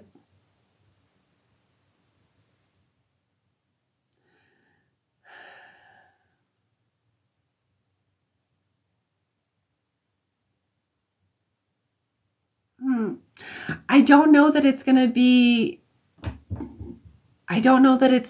what you want it to be. That's kind of a sense that I get. What I kind of get is there's like a little bit of a sense of frustration. But I'll tell you what's coming in. A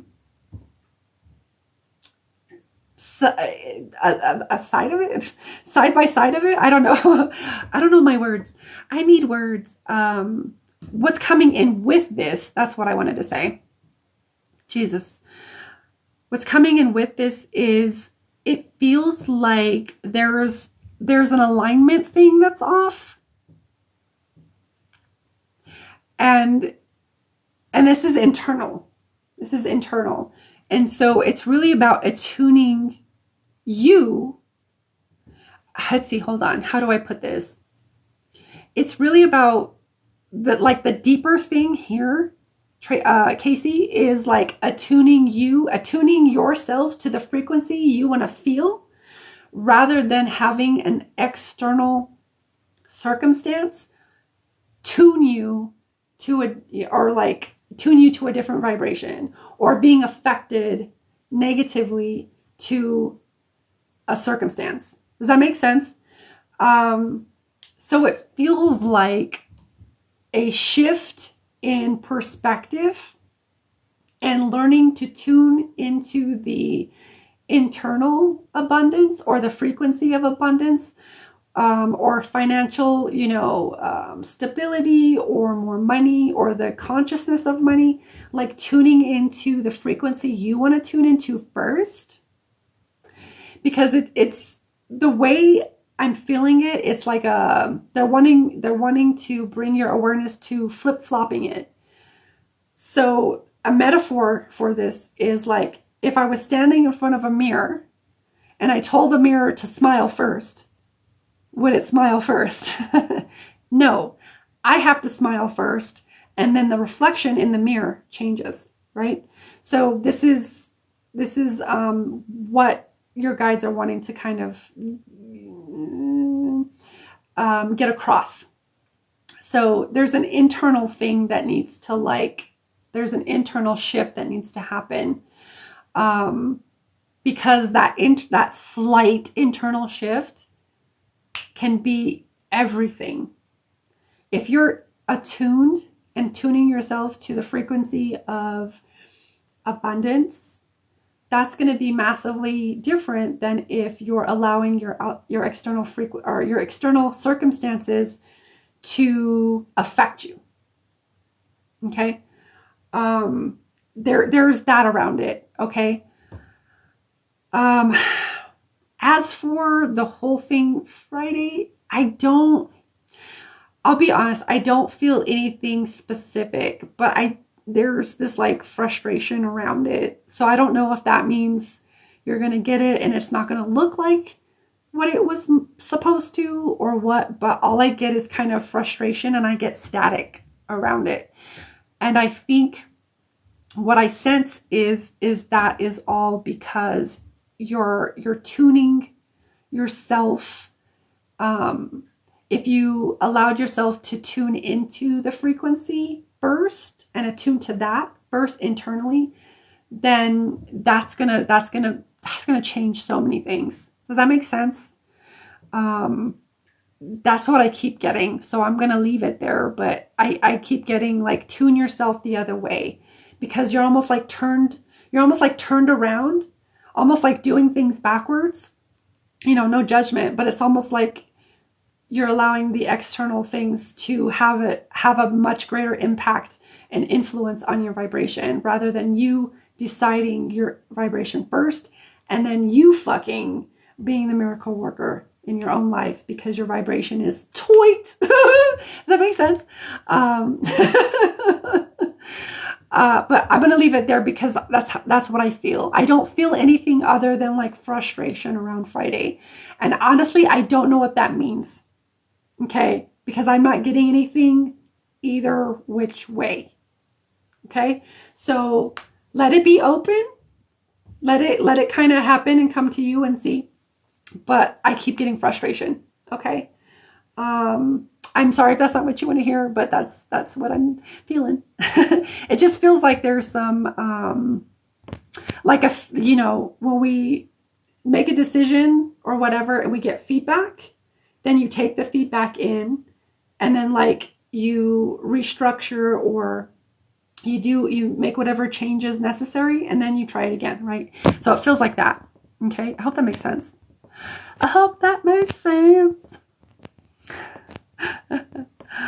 What's going on, Bree? How are you? Is it Carol? I want to say it's Carol, but sometimes I'm wrong. It was nice to have you, Bobby. You're probably already gone, but it was nice to have you on here. Thank you for being here and being transparent. We always love to have you in this space. Bobby said, I think I'm off to bed, but thank you so much, as well as thank you to everyone here sharing. So thank you for that. We love to have a nice, safe, sacred space. Casey says, how the hell do you do that? Attune to abundance. It's a frequency that's here and now. It's a frequency that's here and now. And I'll share with you a way that I do it. Okay? How I do it is I do it through appreciation. I do it through gratitude. And I consciously pick the vibration I want to attune to. Like say I wanted to call in the consciousness of money and allowing it to flow. So I would set that intention first. And then how I do it is I bring a certain picture to mind where if I think about it now,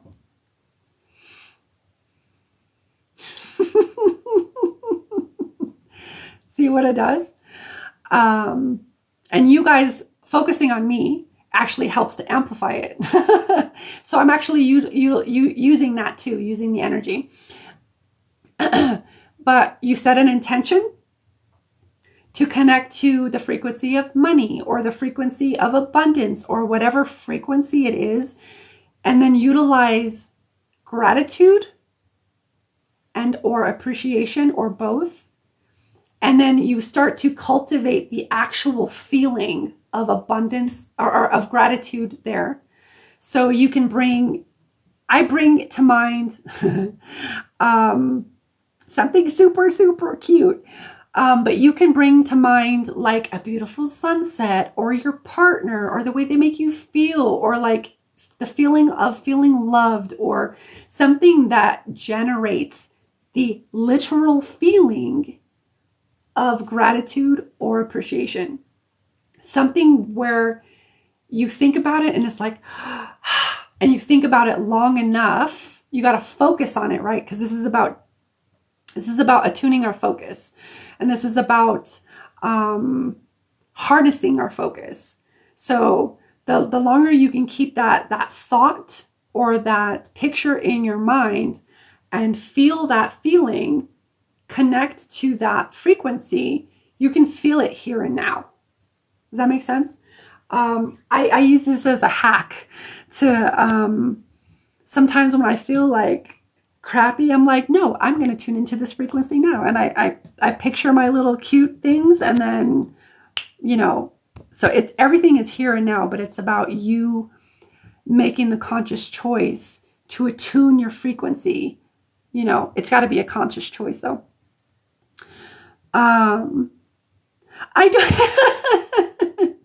Kat, I have the same fucking question.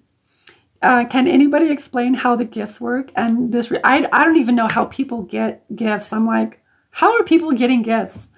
I think you have to pay for them, but like, that's the only thing I've seen. I'm like, I don't know. I don't know how it works. I'm all ears. I've been doing shadow work and reflections and been feeling like a higher self. That's beautiful. Part of another part to, because shadow work is one aspect, right? Positive focus and focusing, literally generating the feelings of gratitude and appreciation. That's another part of, spiritual work, you could say. Does that make sense? So it's just another aspect but they all fit together. And it's something that's come in. Like, I knew it was part of it back in the day when I was starting like shadow work, but it's come in like more prevalent, and like that's where I'm at. So it works. But not sure how to attune to abundance.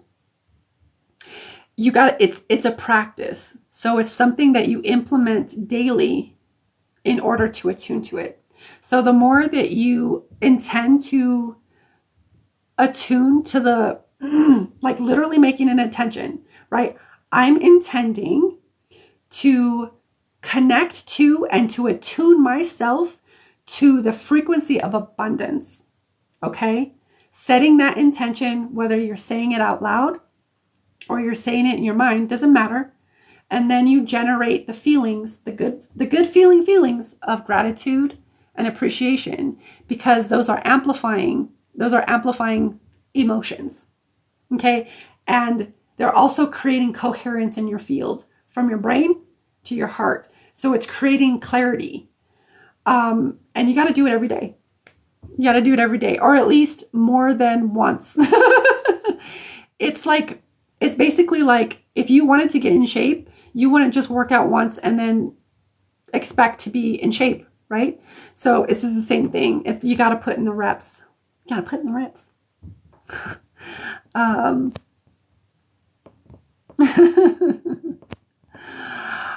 I can sing, but it's whether I'm on key or my pitch is perfect, that's a whole nother story. You're welcome, Casey. I hope that helps.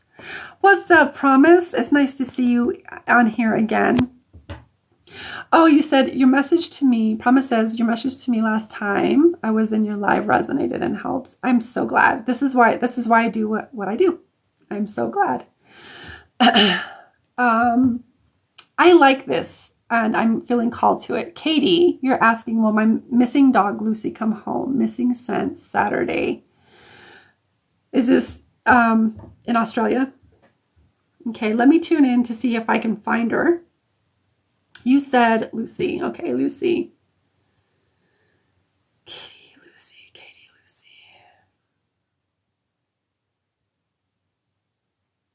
Hi, Aniha Sanata hiya walaha sanata. Currently it feels, yeah, she lost, feeling a little disoriented, a little overwhelmed by what's going on. Do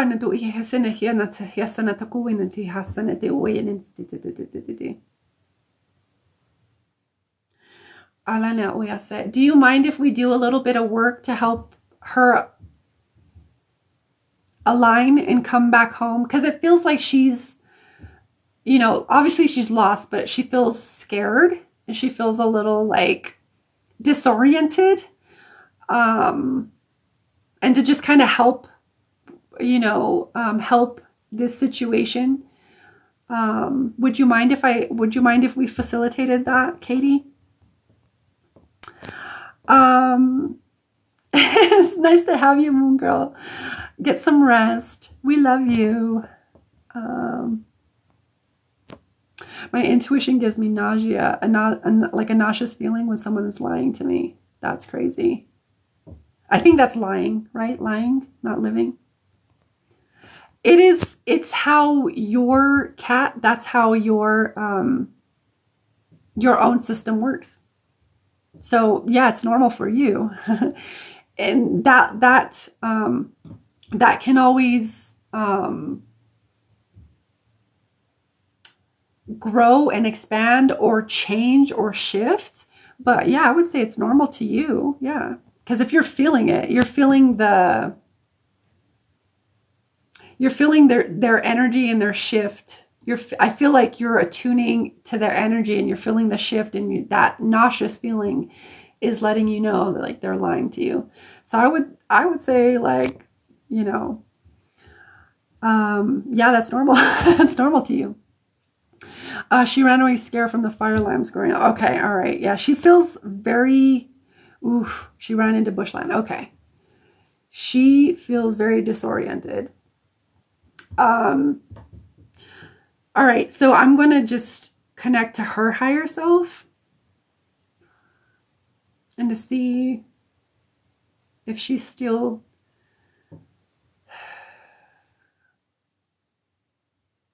So we're just going to put out some good vibes.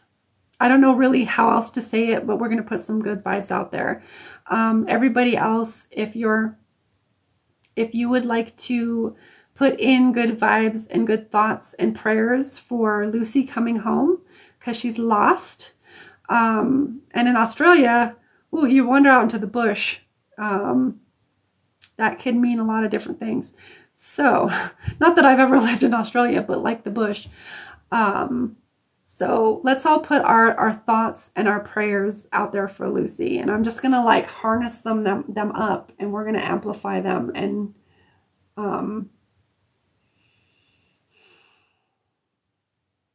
we're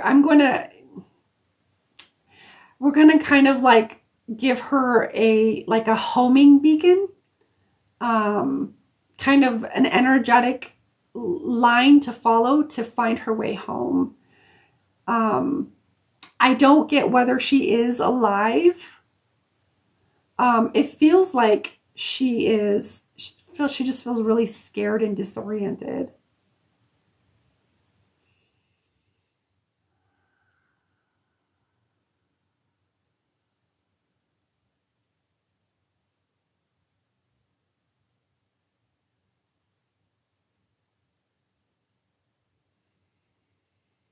Hameoyase, Bayana Hoy, Heloya, Sanatoya Saneki, Yanoya Sanata, Haleoetea Sanateyasa.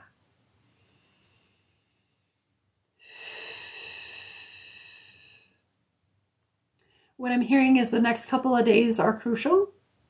You're saying that she ran away Saturday. Yeah, she got freaked out. What I'm hearing is the next couple of days are pretty crucial.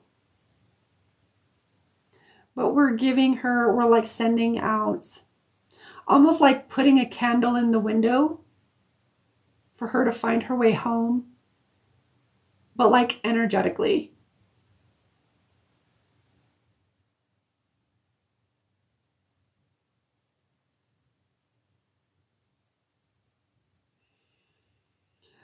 Yes. Oh, yeah. It does feel like she is still alive.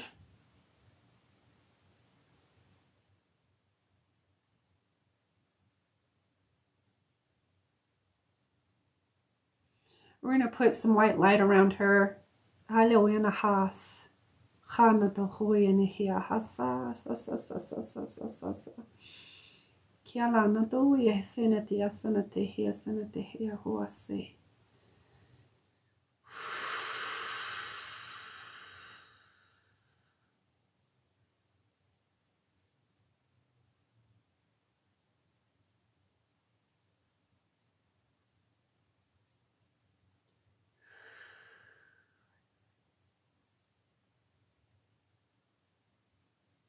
Encoding the instructions for her to know instinctively this is for her to find her way home to her humans that love her and that take care of her and give her foods and stuff and loves.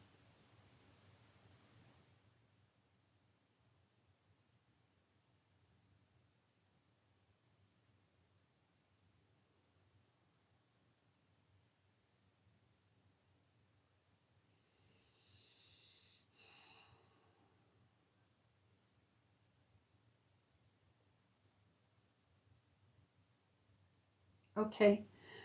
What I'm hearing with this is over the next couple days, you wouldn't go to like the bush where she was, or like to the edge of the bush where she was, where she disappeared, and call for her.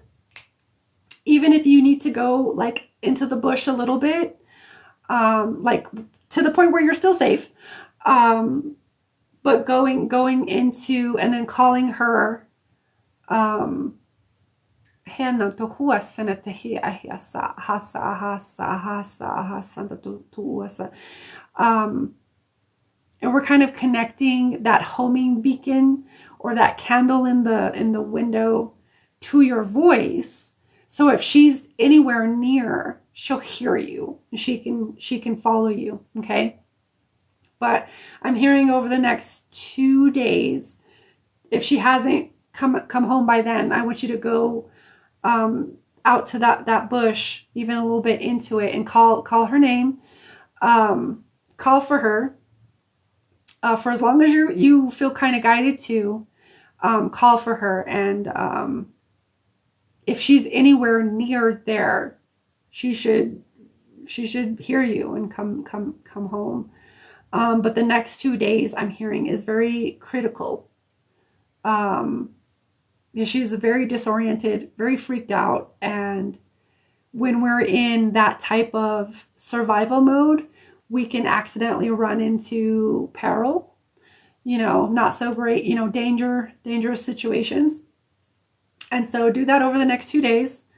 But that's kind of all I can do. That's all I would say. That's all I'm feeling called, or that's all, her higher self is allowing me to do. Okay. And we're all praying. I'm sending my prayers for Lucy to come home, to Katie, come home to the nice warm bed and the nice, the foods and the loves, coming home. I'm seeing her coming home, and that is what I'm doing. I'm envisioning it. Everybody else who feels called, please put those prayers out there, because we, as a group consciousness, can really affect and create miracles. So wishing the best for Lucy to come home.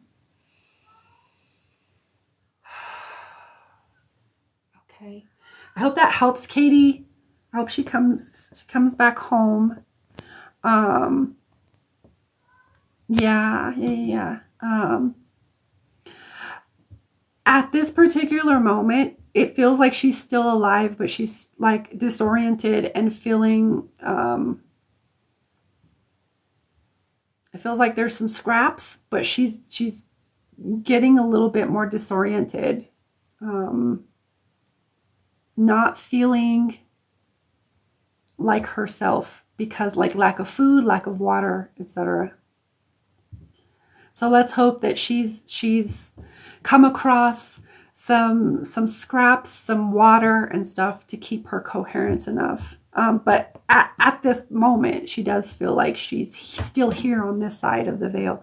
That's why I say that I think that's why I'm being that's why I'm hearing the next 2 days are critical. Because if she doesn't come home in the next 2 days, it feels like she might pass. Okay. But we're all sending you love. We're sending you, you and Lucy, prayers to have her come home safe. Miracles can happen. Manifest the miracles, y'all. There's only a small patch of bush at the top of our street. We've looked all over. Oh, okay, I got you. We've left out all sorts of clothing that smells like. That's beautiful. I'm glad. I would say, go out and call for her. I keep hearing if she hears you, she'll come. If she's still like alive by then, she'll come. But I do feel like she's still alive as of now. Okay, we all send in our prayers. Yeah, left her food and water. And her bed. Yes.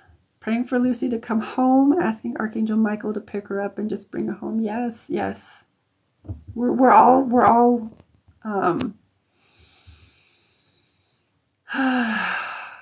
sending you all of the prayers. You're so welcome. Katie, please feel free to come back and let us know how it worked out. You know, if we manifested some miracles. I hope so. You started snacking on some bugles and spiderweb, some cotton candy. Yummies. All right, my dears. It's 2:00 in the morning here. I just wanted to make sure. It looks like we're good on this end. All right, cool. Thank you for the roses, Katie. I really appreciate that. Canada, hello. Thank you for joining us. Yeah. A lot of energy. A lot of energy is moved. Kat, she's asking, why do I feel so hungry? All the healing you've done, like there's a lot of energies. You've been here for a couple of energy things that we've done, so you're probably feeling your body's need to like refuel. So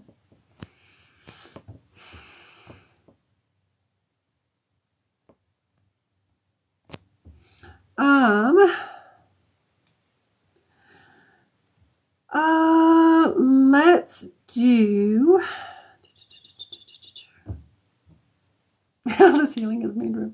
Yep. So, Melody. When will I be? Most likely tomorrow night. I will be back tomorrow night with more readings, free readings, paid readings, and like paid services and stuff. And if anybody does feel guided to work with me one-on-one, you can go to the link in my bio and go to my website and see all the things, all the lovely offerings that I offer. Let's see, Melody. I was hearing to like read for you. You said, is there anything I'm required to know from the universe at the moment?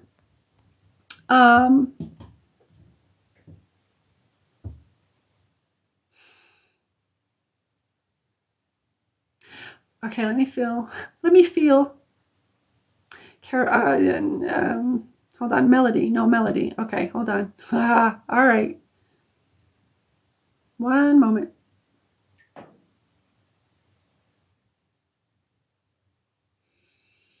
Okay, there you are. I had to like focus.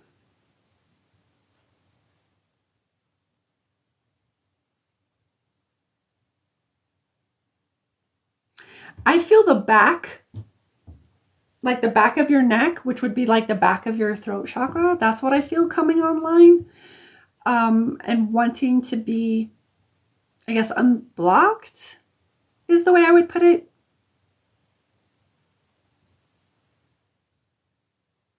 It feels like, again, kind of similar to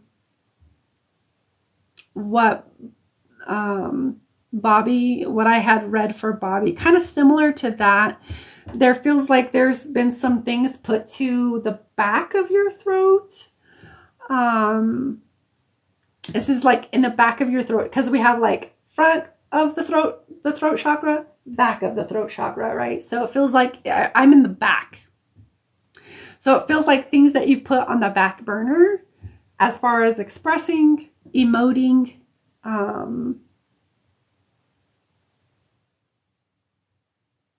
I keep hearing putting on the back burner. And so the throat is all about expression, truth. This is truthfulness with ourselves, truthfulness with others, telling ourselves the truth. Where have we lied to ourselves? And also self-esteem, empowerment is here. Our power. This is a major, major power center where we keep our power, because our truth is our power, right? A lot of people don't want to speak their truth, but because when they speak their truth, some people might vibrate out of the reality. That's how powerful this center is. Okay, because when you tell your truth, you'll see who vibrates vibrates into your reality. You'll see who you repel, right? You'll see who you attract. You'll see who you repel. Very, very powerful center. So I keep coming to the back of the throat. What have you put off from saying? What have you put to the back burner from expressing? Whether this is creatively, creatively or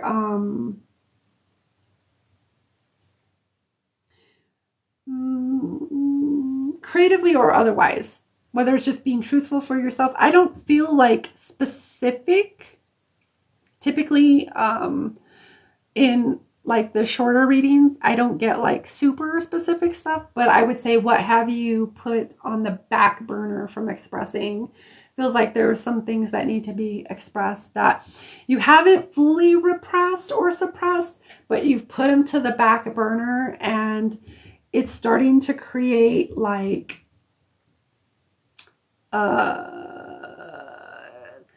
it started to lessen the energy flow coming from the back.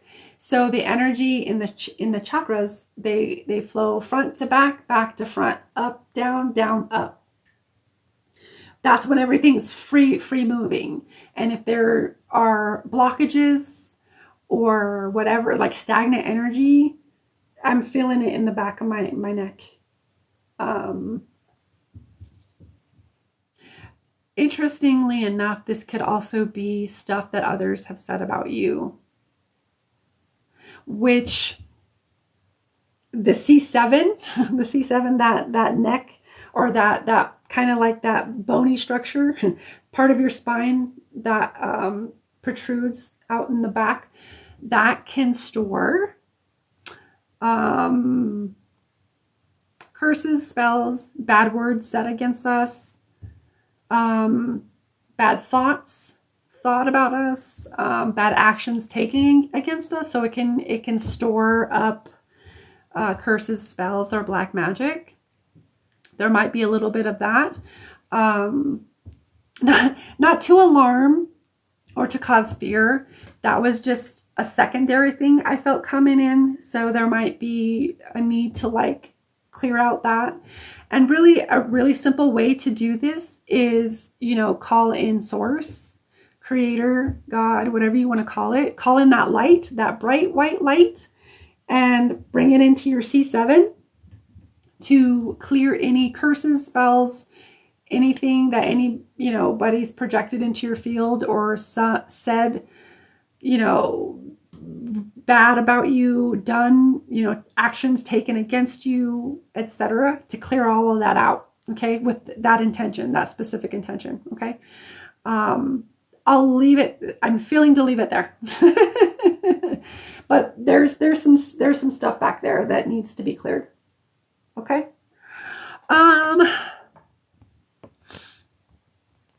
Alrighty. Oh, thank you. Thank you, Wanda. I appreciate the compliment.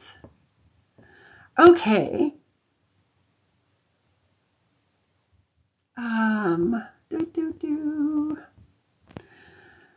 So interesting.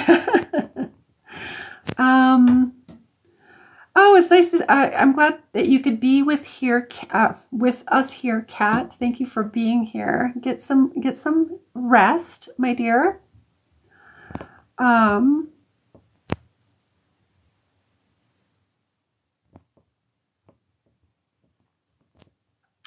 I'm just kind of scanning through the comments. I already did my last call a little while ago, so I'm just wanting to like, sure. Um, my neck is, oh, your neck is very sore at the moment. Yeah, the C7. Yeah. Yeah, clear some stuff out there because there's some stuff back there. If y'all are, I will be back tomorrow night. I tend to come on around 9 p.m. MST for more free readings, paid readings, and also paid services. Thank you, Melody. But I've been on for like 4 hours, 5 hours now, so I'm probably going to go. But thank y'all for hanging out with me. If you feel called to work with me in any way, link is in the profile. I love y'all. Thank y'all for joining me. Yeah. Have a good night, y'all. Love you.